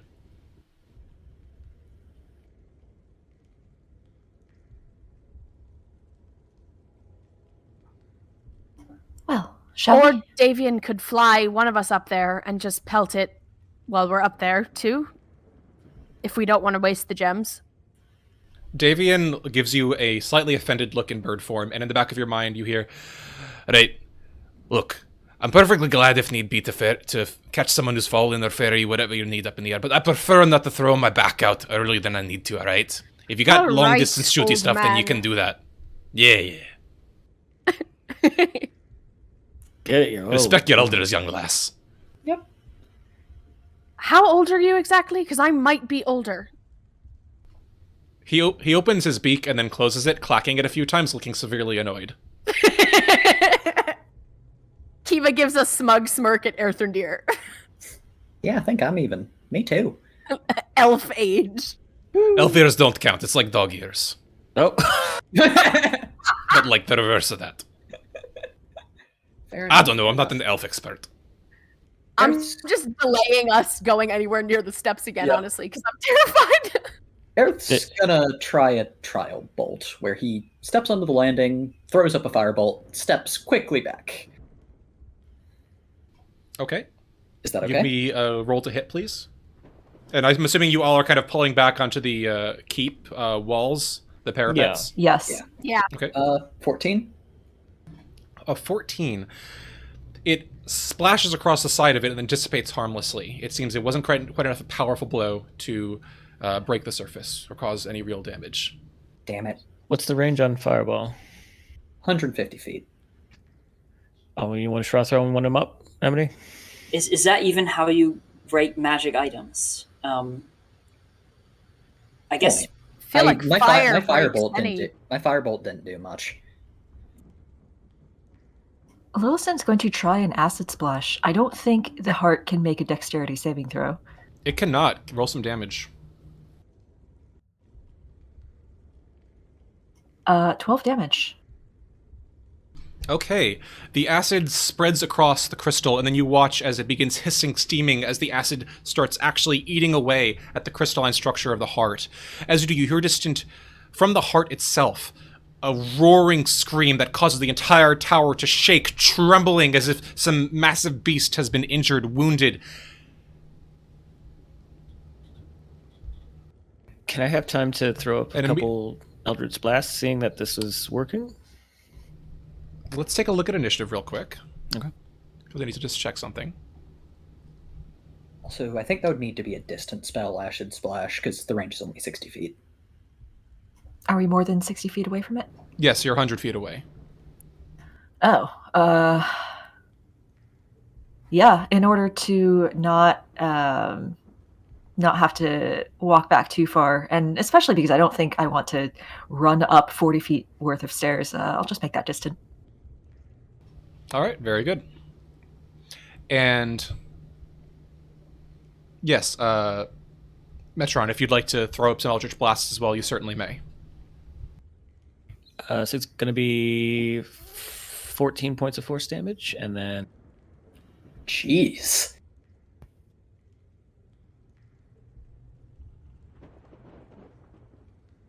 What is going on here, Eldritch Blast? Hold on. Just being funky. All good.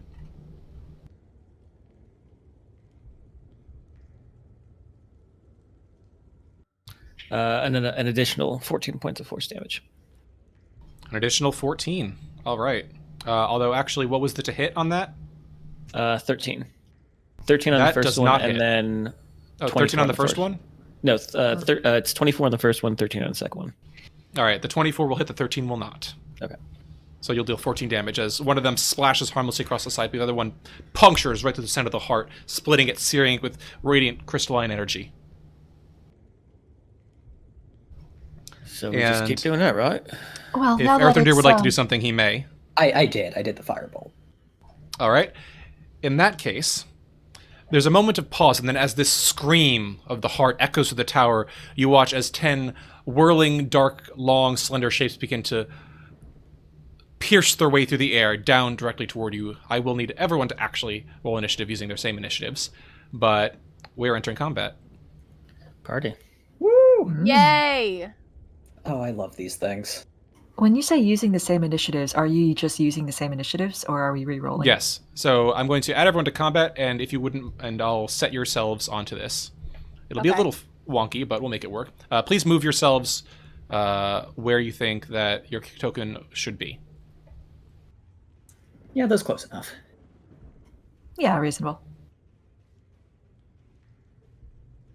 I'd probably be behind Lillison. Oh no. We're going to take a look at... That was quite low. So put that down, and then... Alrighty. Kiva, you're up first, as you see these 10 whirling halberds flying through the air, streaking toward Earthrendeer, Lillison, and Metreon. What would you like to do? Okay, so I thought they were like ghosts or spirits, not fucking weapons. That's annoying. Nope, they're weapons. Okay, great. Who's directly closest to her? Earthrendeer, Metreon, and Amity, or Lillison? Whoever's closest to you is whoever's closest to you. Oh, on the map. Okay, sorry. Yep. All right. Kiva's just gonna try to hold up the shields with one hand and I guess swing with the sun sword and try to knock a few of them off course. None of them are adjacent to you yet. Oh, okay. You can ready an action if you'd like to try to defend someone. Yeah. As soon as they get within her range, she'll try to knock as many of them away as she can. All right, that's a ready action then. Next up, Lillison. Lillison is going to watch these things come alive with horror and send an acid splash towards the two closest to her. Okay. That's going to be 2 dex saves, right? 2 dex saves. Alrighty, can do. Let's see how they do. First one, top one fails, bottom one succeeds. All right, the first one takes 4 acid damage, which is a very small amount, but that's okay. All right, 4 damage it'll take. do I know who looks like they might be going next? From your experience, probably Metreon and Esmeralda. Okay. Lillison sort of elbows Ez and points at the one closest to her and says, "There's a bit of a patch of rust near the haft." She nods and readies her weapons. Metreon, you're up. So yeah, I will blast. I'll send one Eldritch Blast each of the weird halberds that are flying towards us. So the first two that are closest to us. Alrighty. So roll to hit. 24. 24. So it'll be 12 points of force damage. This is the two that are close to you? Yeah, so those do one roll goes with to the one that's disadvantage. closest to me. Huh? You'd have to roll with disadvantage because you have a hostile enemy next to you for both of these. Huh? Oh, okay. Yep. Ranged attacks. 18. All right, an 18 will hit. And the second one? Knowing that now, I will shoot the one that's right behind it. Okay. It still is with disadvantage. All right, then I'll shoot the one that's lower, beneath it. Alrighty.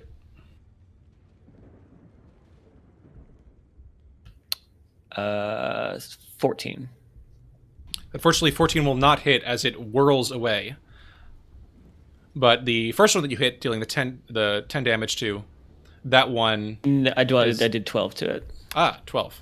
Okay. That one is looking very beat up. Like the haft is kind of dangling almost very faintly from the actual blade. It's looking pretty injured, as much as an animated halberd can. Party. And then if I moved out of the way, would that count as like moving out of melee, or because yes, they're floating? Okay, all right. It's adjacent to you. All right, that's fine. That's my turn. Alrighty then. That's your turn. Next up, we've got Esmeralda, who is going to step between Lillison and Kiva, and she's going to fire off a firebolt at the one that Lillison pointed out, the one that was somewhat damaged, right? Correct. All right, she's going to aim her firebolt at the rust with advantage.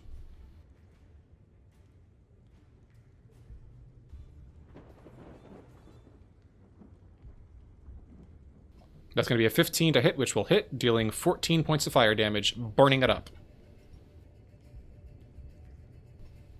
So ends her turn. Next up is Erthrendir. Question. Mechanically, what number are the halberds going on? They seem to be pretty slow. But like normally I would. They're going to be going last. Oh, in that case, he's just going to firebolt one. Alrighty, take your pick. Well, means I'm firebolting the one jutting out on this side. Alright, give me a roll. 8. No dice. Unfortunately not. It twists bizarrely through the air, avoiding the bolt of flame. Alrighty. That's my turn. I'm gonna step backward so I'm not right by the edge. That's probably reasonable. Are you still on the stairs, by the way? Esmeralda Yes. is stepping off of the stairs. I regrettably am still on the stairs. Okay. And Kiva, you're staying on the stairs next to Erthrendir and Amity? Just to confirm. Yeah. Okay. With that, it is Irina's turn. She's going to take out her crossbow and fire off a bolt at one of the halberds near to her. Unfortunately missing, as it deflects off the side of one of the blades. Alright, with that, I will need Kiva, Amity, and Erthrendir to give me dexterity saving throws, please, as they find themselves standing on the staircase as the tower pitches and shakes.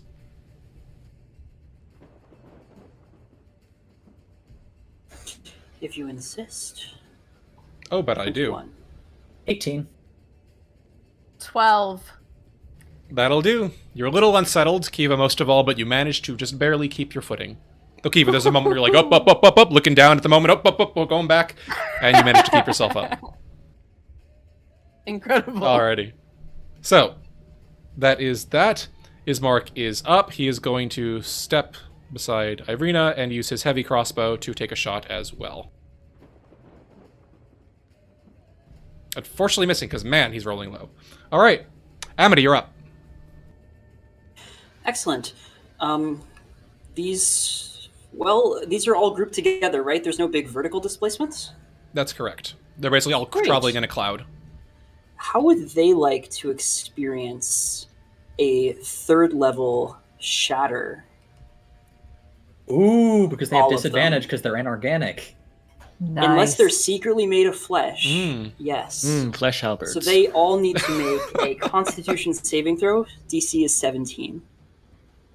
That's pretty spicy. Let's see how they do. That is... All of them failed except for 2. With disadvantage. They take... Oh, with Yeah, disadvantage. Because they're let made me of just- inorganic material. Let me just roll it again. I think of them, one of the ones who succeeded the second time, rolling a 17. Cool. Awesome. So they take 24, is it thunder damage, and the one who succeeded takes 12 thunder damage. They are Dude. deleted, Dude. and that's the one that succeeded. Bye-bye now. And to end my turn, I'll move out of the tower. I don't know if that's actually location on the map, but like just Yep, tuck you myself can do back that. in the door. Yeah, you can move through the door if you'd like. It's right there on the map. Cool. I think the map So moving down toward thinks Lillison. that I'm not allowed to move in various places, but Let I'm me over fix there. that for you. Yeah. There we go. You should be able to move now. Danke. Very nice. All right, and we will remove that template as the remaining halberd limps its way next to its partner, which is unharmed as of yet. And it is the halberd's turns, as they will do their best to attack one for Metreon, one for Earthrendir. Actually, no, they'll do one for Lillison, because Lillison damaged it too. And as that happens... Yeah, okay. Esmeralda didn't ready a thing, so that's good. And so against Metreon, that's going to be a 13 to hit. That don't hit. And against Lillison, that's a 16 to hit. That does not hit now that I have this shield. You bring the shield up and it blocks it. It is a very satisfying clanging noise. The halberds go spinning back a few inches and ready themselves to strike again. But it's Kiva's turn now. Great. Kiva's going to move in next to Lillison and recklessly attack the halberd. Alrighty, go for it.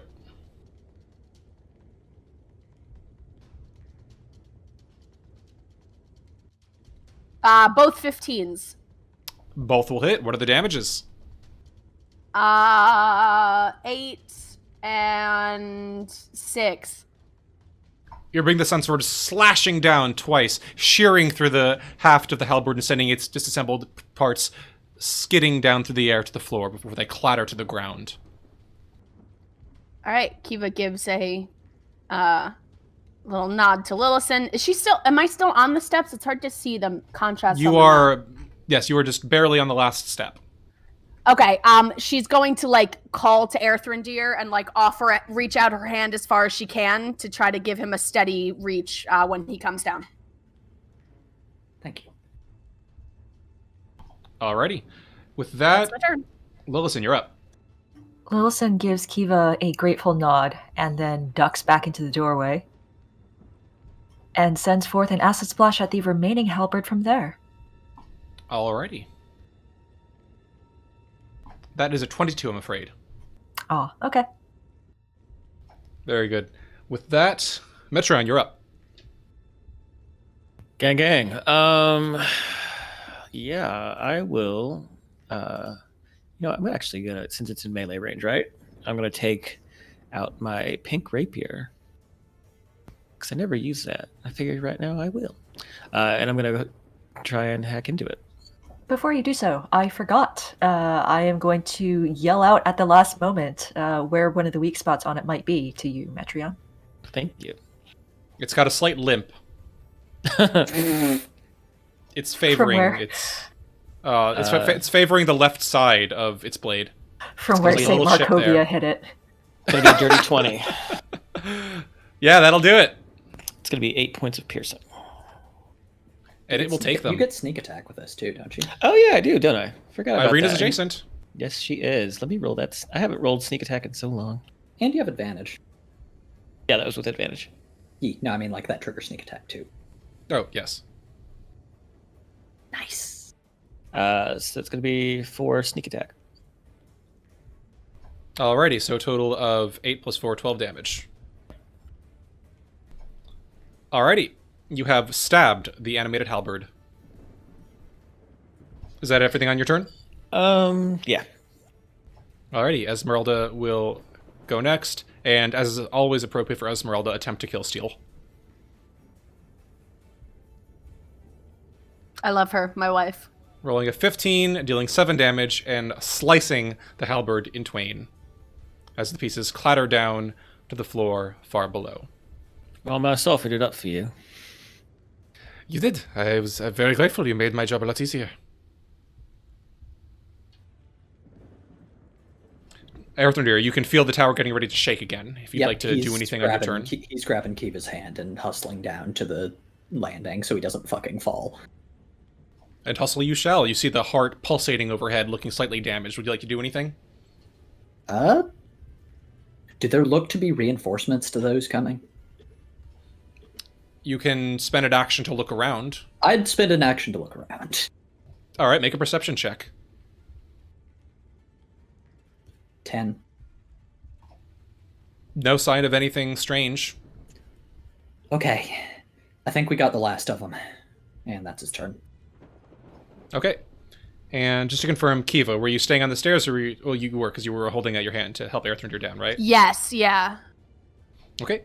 In that case, on your turn, or on the Heart of Sorrow's turn, I will need you to make a dexterity saving throw as the tower trembles, Okay. God, trembles and shakes beneath your feet. All right. That's not now, is it?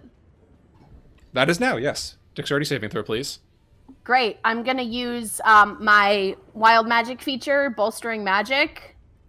Oh, shit. No, never mind. It's not a saving throw. Man. No, That's this so is a annoying. saving throw. No, it's only for ability checks. So Oh. Well, do you have danger sense?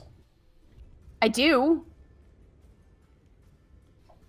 Because 16 yeah, anyway. this is... You pass anyway. I got Yeah. a 16. I think I'm okay. Yep, you do have advantage on it because of danger sense. But yep, 16 will pass it. You effortlessly keep your footing. Excellently. She's also going to, the second it's her turn, not be on that staircase. Excellent.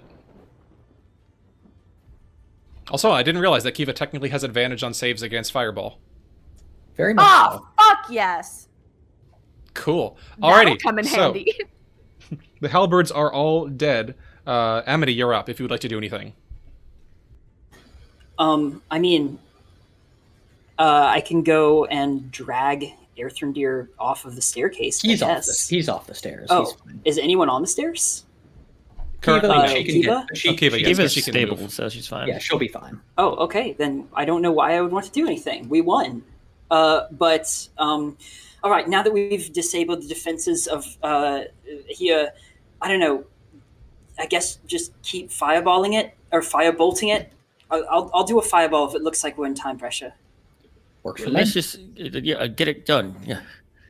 The fact that it's yelling, I don't think we should be standing here too long. All right. Is the heart and the tower continuing to like bellow like a wounded beast, or was Not that in just particular. It once? was mostly the first time that it was harmed, but it seems to be dripping bloody red liquid down in the places where it was wounded. If we could just get this thing killed, we can prevent other things from coming to get us in here. Yep. All right, in that case, we're back at the top of the round with Kiva. If you'd Oh like wait, to is make Amity moves going to and do rolls. anything, or? Oh, No, not unless if it looks like other things are coming. Amity will, but not right now. No. Okay. She can't really do anything from a distance, so she's just gonna hold her action and wait for something else to come, if it does. alrighty. Lillison? Do you want to get off the stairs first, or Oh yeah, duh. Oh my god. All good? I can't Off move. Oh, the there it stairs goes. we go. Okay, great. Lillison goes for another acid splash up at the heart. No, she doesn't, because we're a long way away. Hmm. Do your quickening things, are they sorcery points or spell slots? Sorcery points. Damn, okay. Yeah, I only have a few. Lillison judges how far it is up to the next landing. How long does that run around look like it might take? Looking over it from your current position, you could... The next landing is around... No, it's the full 100 feet up. Is that 100 feet straight vertically, or is that 100 feet as in, like, 100 I would have feet to run around the edges, yeah, and it would drop you off at the landing just where the heart is. At the same level of it. Lillison glances around to everybody else and says, I can't comfortably reach it from here. Do you think it's worth trying to run up closer? I can give you some bone when you're making running, if you're like doing a running thing. But I think it probably is the best thing we can do if we don't want to waste like long stuff. I'm blowing it up. I don't care anymore. Fuck this thing. Fuck all of this. Great. Yeah, I'm just gonna keep blasting it. Like, I want this thing gone. Okay, then Lillison's going to ready an action to cast Acid Splash at anything else hostile that might appear in the meantime. Okay. In that case, we are up to Metrion's turn, and I guess while we're here, since there's no other tokens on the map, you might as well see what you're shooting at. Yes! Oh my god. Oh my god. How good is this person at Blender? Like, this is... It's oh my incredible, God. yeah. This is a casual plug for Benio's maps, This which you can is- find on his Patreon. Sexy. All right, so that's 24 on the first blast for 6 Yep. points of force damage. Very good. And the second blast? 15 to hit. 15 will just hit. Give me some damage. All right, it's going to be 12 points of force damage. All right, it's looking ripe and weakened. Esmeralda will keep her eyes peeled for the surroundings. Earthrendir, you're up. Does this thing look like it's like about to shatter if we tap on it too hard? There are spider webbing cracks all the way across it. The whole thing is trembling and shaking. Firebolt it is. All right, roll to hit. 12. Splashes harmlessly against the side again, I'm afraid. God damn it! That's my turn. Okay, Ismark will pass. Amity, anything from you? I mean, nah, we're not in time pressure, I think, so. Okay. I don't think I can even hit it from out here. Alrighty, Kiva, anything from you, or you're going to just keep your eyes peeled? Keep eyes peeled, readying actions. Alrighty, Lillison, you're up. You're just going to hang on, or you're going to do Yep. something? Continuing to ready an action. Okay, let me just take a look at things real quick. Can you Okay. tell me if you see a weak spot? Oh yes, there is a quite obvious. There's a quite obvious large crack over there. You should aim for it. Fabulous. What, with an advantage? I got a 10. Whack. All right, second one. Alrighty. And Amity then a Lillison- 21 on the second one. Oh, it's not your turn yet. Oh, it isn't? Oh, well, fuck No. me. Amity and Lillison, what are your passive perceptions? Kiva 2. Give me a second. I think it's like 13.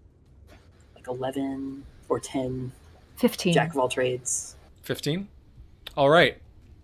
Amity, as you're looking forward up and toward the heart, guarding out amongst your companions, suddenly, before you have a chance to react, two darkened silhouettes spring forth from the tower exterior walls where they had been clinging in the shadows, bursting forth, claws, pale, lashing out toward you.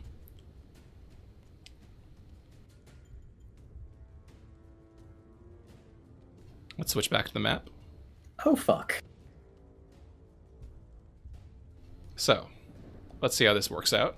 The first one you see is what seems to be a drow wearing tattered clothes, leather armor, scabbard empty now, rusted over with time, eyes flaring, blood reddened, vampiric fangs poking over the lip as they lash out toward you with their claws.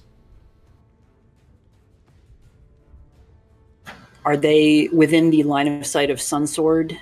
Is this They like are. classic. Yeah, And Lillison, you get your chance to react as well. I will do this. Can I, in fact, see the one that I can very faintly see, like the corner of the token?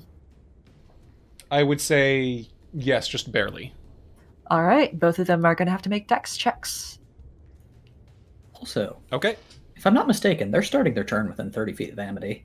Yeah. this is Yeah, true. which means it's like double lovely Double sunlight. radiance. Brr. Yeah, the Helm of Brilliance immediately begins blazing with radiant light. Shedding dim light in a 30-foot radius around it. Each of them takes 1d6. So Amity, give me that, please.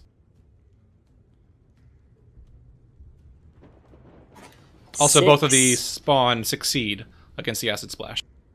Aw, too bad. Alrighty. So with that, that's going to be the first attack is going to be a 14, which misses against Amity, I presume, right? I have mage armor on, right? Or has that expired since You the have 17 short rests? You Okay, have cool. mage armor. Then The yeah. second one, unfortunately, is 2 crits. Wait. Sorry. The 14 does in fact hit. That's my AC. Yes. Oh, the Mage 14 armor. hits. Yeah. So Well, so I get Okay. hit a bunch. Okay. So the 14 is 9 points of slashing damage, I believe, to you. Except instead of doing that, it's going to grapple you. Fuck. And That's then fine. begin pulling you this far back. Less fun. The other one, climbing up along the side of you, hopping from the rooftop, is going to lash out toward you and attack with its claws. Actually, they get a multi-attack, don't they? They do. Good. Bite and claw. So first off, the one on the rooftop is going to attack. It rolled double crits with disadvantage. I hate That's my life. So Everything's that's okay. going to be 9 points of bludgeoning damage on the crit. Which is not very much, but it's also... No, it's not going to grapple you. It's just going to let its partner grapple you. Taken. And then it's also going to make another unarmed strike, and its partner is going to attempt to bite you. And I believe that only one of them is in the Sun Sword's radius, so the one on the roof does not have disadvantage anymore. Hate this. Hate this. That's an 8, which misses, and then the one that within the bite is going to attempt to bite you. Disadvantage 10 to hit, which misses, hissing in disappointment. At the same time, you see, whirling in from the opposite side of the tower, another pair of vampire spawn, lashing out toward Ismark and Esmeralda. Ah! Ismark and Esmeralda have readied attacks that will go off. Ismark attacking with his longsword. Why not Critting with and the dealing- thigh bone? Because he doesn't want to use it up too early, because then okay. it would crumple. Yeah, it's a good thought though. He crits, dealing 14 damage, half to 7. That's our boy. Esmeralda attacking as well with her rapier.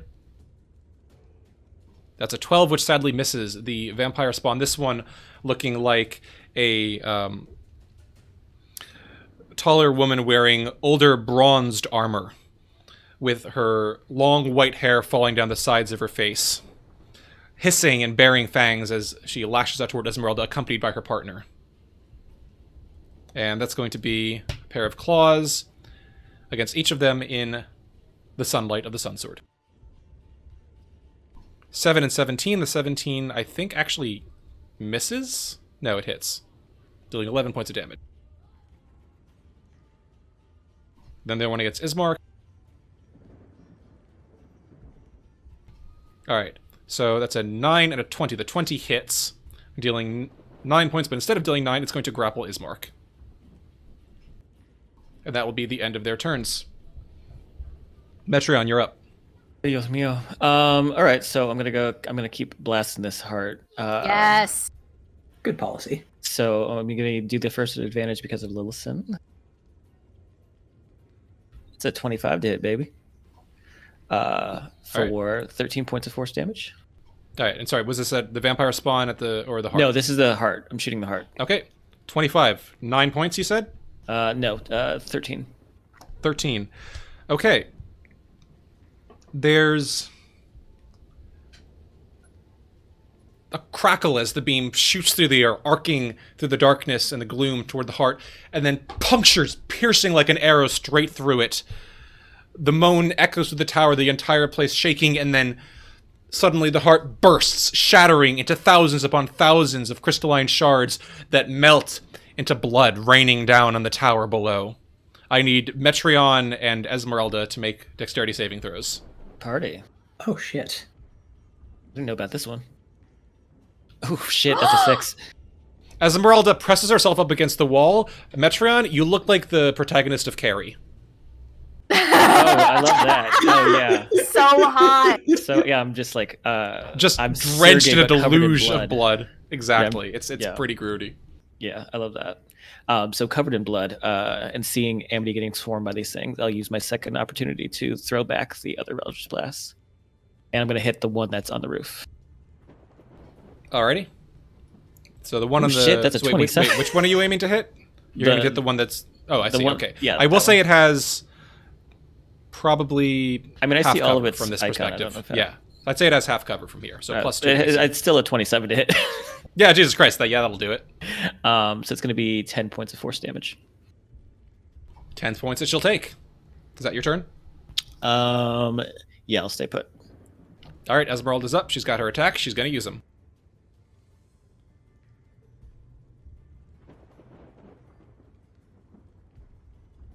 That's going to be a 17, a 26, and a 23, dealing a total of 27 points of damage. Next up, Earthrendeer. Aerith lunges out onto the rooftop after Amity. Can I actually do that? How did they get her? They seem to have climbed down the exterior of the tower. Okay. They just drop down, 20, ninja style. 25. I'm going to bonus action dip into the blade song. Mm-hmm. Then, lining himself up, he carefully adjusts his wand. The wind and the storm blowing around him, hair whipping behind him. And he channels that wind, and he channels that storm as he casts Gust of Wind. Ooh, spicy. Ooh. Lay me the template down? Sure. In such a way that it will not hit Amity. Alrighty.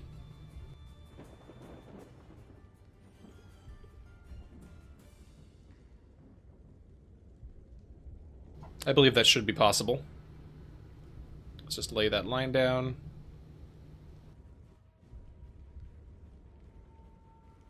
There we go. It's 5 feet wide or 10 feet wide? 10 feet. Okay. That works. I'm pushing them diagonal. Oh, shit. Can I move one over so I don't hit Amity?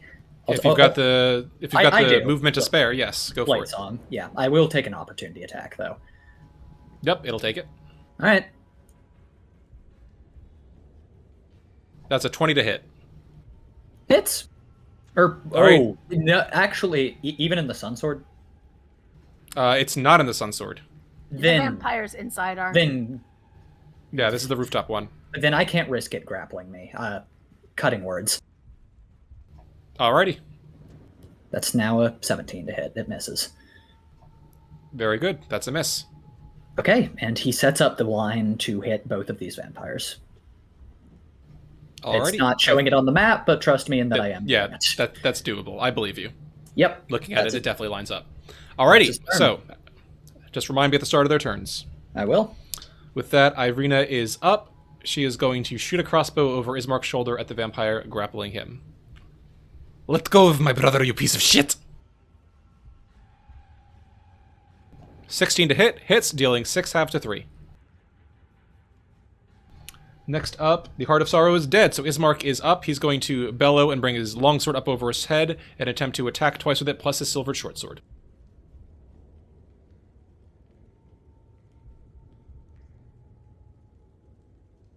Unfortunately, the grapple interferes with his balance, and he misses twice with the longsword, but hits with the short sword, dealing 8 half to 4. Alrighty. That is the end of Ismark's turn. Amity, you're up. You are grappled, and as you look down, you can actually see, yawning below you, the shining wet cobstones of the courtyard far below the parapet you're on. Oh, I can see it all right. Amity's wrapping her tail around this vampire spawn's arm and trying to yank their claws off of her so that she doesn't go down with the ship. So this is what, an opposing athletics check? So, an action to escape, yes. It's your choice of athletics or acrobatics. Sweet, sweet, sweet. Though, just so you know, if you... Nice. Oh my That's god! It's only a 30. I'm not going to bother rolling. I will just say that for a moment, like, Earthrendir, you basically see Amity become like a WWE god. And just fucking suplex the vampire spawn that had been grappling her. You hear a muffled, holy shit, from over the wind. A steel chair apparates into your hands, Amity. What will you do with it? Oh yeah. I'm basically like giving its arm back to it, like I'm yanking out of the socket. Yes. Oh god, the pain. Yeah. Alrighty, so you are ungrappled. Is that the end of your turn? I'll use a bonus action just to try to push it 5 feet back. It makes a strength save, but that's all I have. That's my turn. Okay. So let's do that. Strength save. 10. I think that fails. Yeah, it's just pushed a little back into the center of the wind, and that's the turn. Alrighty, into the wind it goes. Back at the top, Kiva, you're up. Kiva is going to reach around her neck. She is going to bypass the holy symbol of Ravenkind and grab her holy symbol of Selune, however you say it. And she is going to use her channel divinity to turn the unholy. And conveniently, all of those vampires are within 30 feet of me. So please make wisdom saving throws. Alrighty, that'll be 4 wisdom saving throws. Let's see how it does.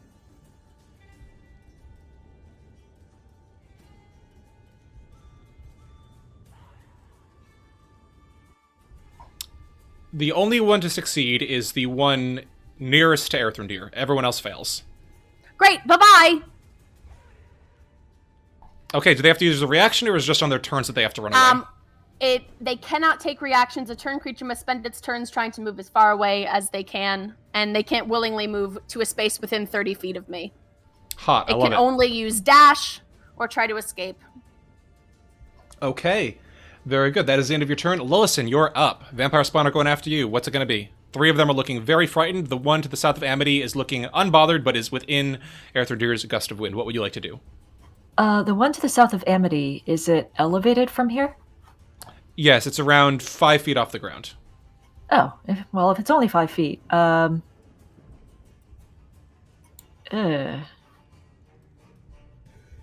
bad is Amity looking? Amity is looking about like a 5 or 6 out of 10. All right, Lillison is going to step out. Let me just double check the wording on something. Well, that's unfortunate.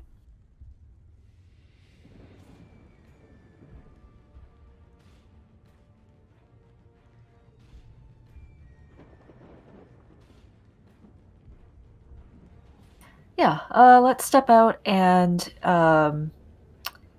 aim a let's aim a poison spray at the one directly south of Amity. Con save, please. You got it. Holy shit. That's a 14. That is a failure, I believe. All right, that's 19 poison damage. It screams. They hold their hands up in front of their face, the eyes squeezing shut as the noxious gas fills, invading their space. Technically, somehow not resistant to poison, despite being undead. Takes the full 19. Nice. And then she glances over to Amity and says, I think its left knee is about ready to go, if you know what I mean. All right, Amity nods. That's my turn. Alrighty. So ends Lillison's turn. The vampire spawns have their turn. A number of things happen. First, 3 of them immediately take 20 points of... Oh, fuck. I actually put 2068 instead of 20. That was a mistake. Regrettably not. They immediately take 2,000 Yep. points of sun damage. Next, two of them have to make strength saves, I believe, right? They do. That's a 23 and a 14. The 14 fails. That's the one south of Amity. What happens? It gets pushed 15 feet directly away from me. 1, Diagonally. 2, 3. Goes plummeting down. You hear a Wilhelm scream as it goes plummeting. Ah! Down into the courtyard. There is a distant thunk and a splash. Amity, looking down, you can see it land in a pool of dirty water. Right on the cobblestones. Excellent. That's gonna hurt in the morning. Oh, actually, if you wouldn't mind rolling Earthrendeer, just out of curiosity, I want to see how much damage it took. Yeah. I think it's gonna be, let's say. Oh, come on! You've got to have something clearer than that. Let's say 15d6. I will always roll 15. Actually, no, not 15d6. I lied. It's not that much. It's going to be. Damn it! How high up is that thing? I really got to get that Ravenloft. The Ravenloft height chart's wild. I think let's call it 90 feet. 96. Give it to me. 96 for me. 35 bludgeoning damage. Splat. Poor Wile E. Coyote. Is it dead? It is not dead. Oh, okay. We'll attend to that. Somehow. Helm of Brilliance is d6 radiant damage on the stack. Ah, yes, on the stack, indeed. Roll me some damage. That is 6, again, more damage. Lovely. To both of those two. And then the 3 remaining vampire spawn immediately scream, raising their hands, attempting to block the sunlight searing from Kiva like an avenging angel, turn and begin scrambling away as fast as they can, the one that had been grappling Ismark, releasing him. Yeah.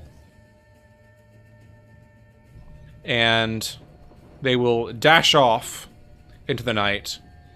Esmeralda, Ismark, just out of the principle of it, will look at each other, shrug, and make attacks of opportunity just for the hell of it. Ismark misses, very sad. And Esmeralda also misses. The vampire are just that freaked out. Yeah, you better run. But so, after a moment passes Amity, you look down and you see the prone vampire spawn far below where Earthrendeer had shoved it with a gust of wind, still blowing from him forcefully. It picks itself up, looks up toward you with its tiny red eyes in the distance, snarls, and then scampers off on all fours, vanishing into the darkness of the courtyard below. And as silence and the distant peals of thunder settle down once more over the parapets of the castle, that is where we'll end it for today.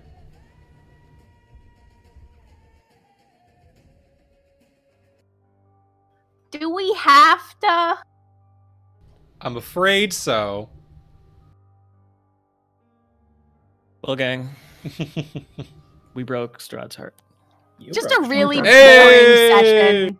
Not a lot happened. Yeah. Slow welcome back, I It's think. a heavy RP session, really. Yeah. I mean, there were those 3 Barovians. Right, That's right. true. Yeah, that was the highlight, I think. Nothing Yeah. else happened. Yeah. This is their episode. I definitely want that spin-off series of when we free Barovia and everybody can go where they want. Those 3 just like escaping into Faerun and just getting into all sorts of hijinks. Honestly, I'd Like- love to see them take over the castle and just live like sitcom style in the ruins of Castle Ravenloft. Yeah, just like Three's Company, but in a giant castle filled with. Frankly, I'm spiders. kind of disappointed in Castle. myself that when you guys asked them, how did you get here, that one of them didn't pull down a projector and say, by all accounts, it doesn't make sense. Yeah. Thank you, Serena, for getting my jokes. So it looks like they got past the demon we were warned about. So good for them, I guess. Maybe they were stronger than we thought. I mean, yeah. They killed the demon. We didn't. That's why we didn't have to deal with it. The demon was just like, these guys aren't worth bothering with. Honestly, my favorite part is that was it's actually technically... the power of friendship. There you go. My favorite part about them is that it's technically possible to encounter them... actually, no, you can't encounter them in Strahd's tomb. I lied. That's sad. It's technically possible to encounter them in King Berev and Queen Ravenovia's tomb. That's funny. I'm glad I stole the skull Someone before could they have could. seen Metreon steal the skull. Does that like require them to have a certain like I guess they're whatever all it lawful is? good. Yeah, whatever it is that was providing that barrier, which we absolutely know nothing about. I mean, checking, it doesn't say what their alignment is. They're really Well, the heroes of Barovia. Yeah, They they're could've the bypassed- real heroes here. They could have bypassed the barrier. They don't need to have a lawful good alignment. But yeah, I probably shouldn't say how. Oh, interesting. Spicy. Misty Mm. step. Woo! Yeah, those coffins They're are just just that misty powerful. steps, man. They're like Ultra Mode Shaggy. They haven't begun to use 1% of their power. Well, we've gone far afield of everything, but thank you all for hanging around and coming back. It is excellent to get back. I think I, for one, am very glad to be back in the saddle, and I'm looking forward to getting on the road to seeing where we go from here. It's gonna be all downhill from here, baby. Oh, baby. Well, in any case, as always, thank you to everyone for joining us today. We will see you all back in the mists next week. And until then, don't go breaking my heart, and take care. Oh, boo. Ooh.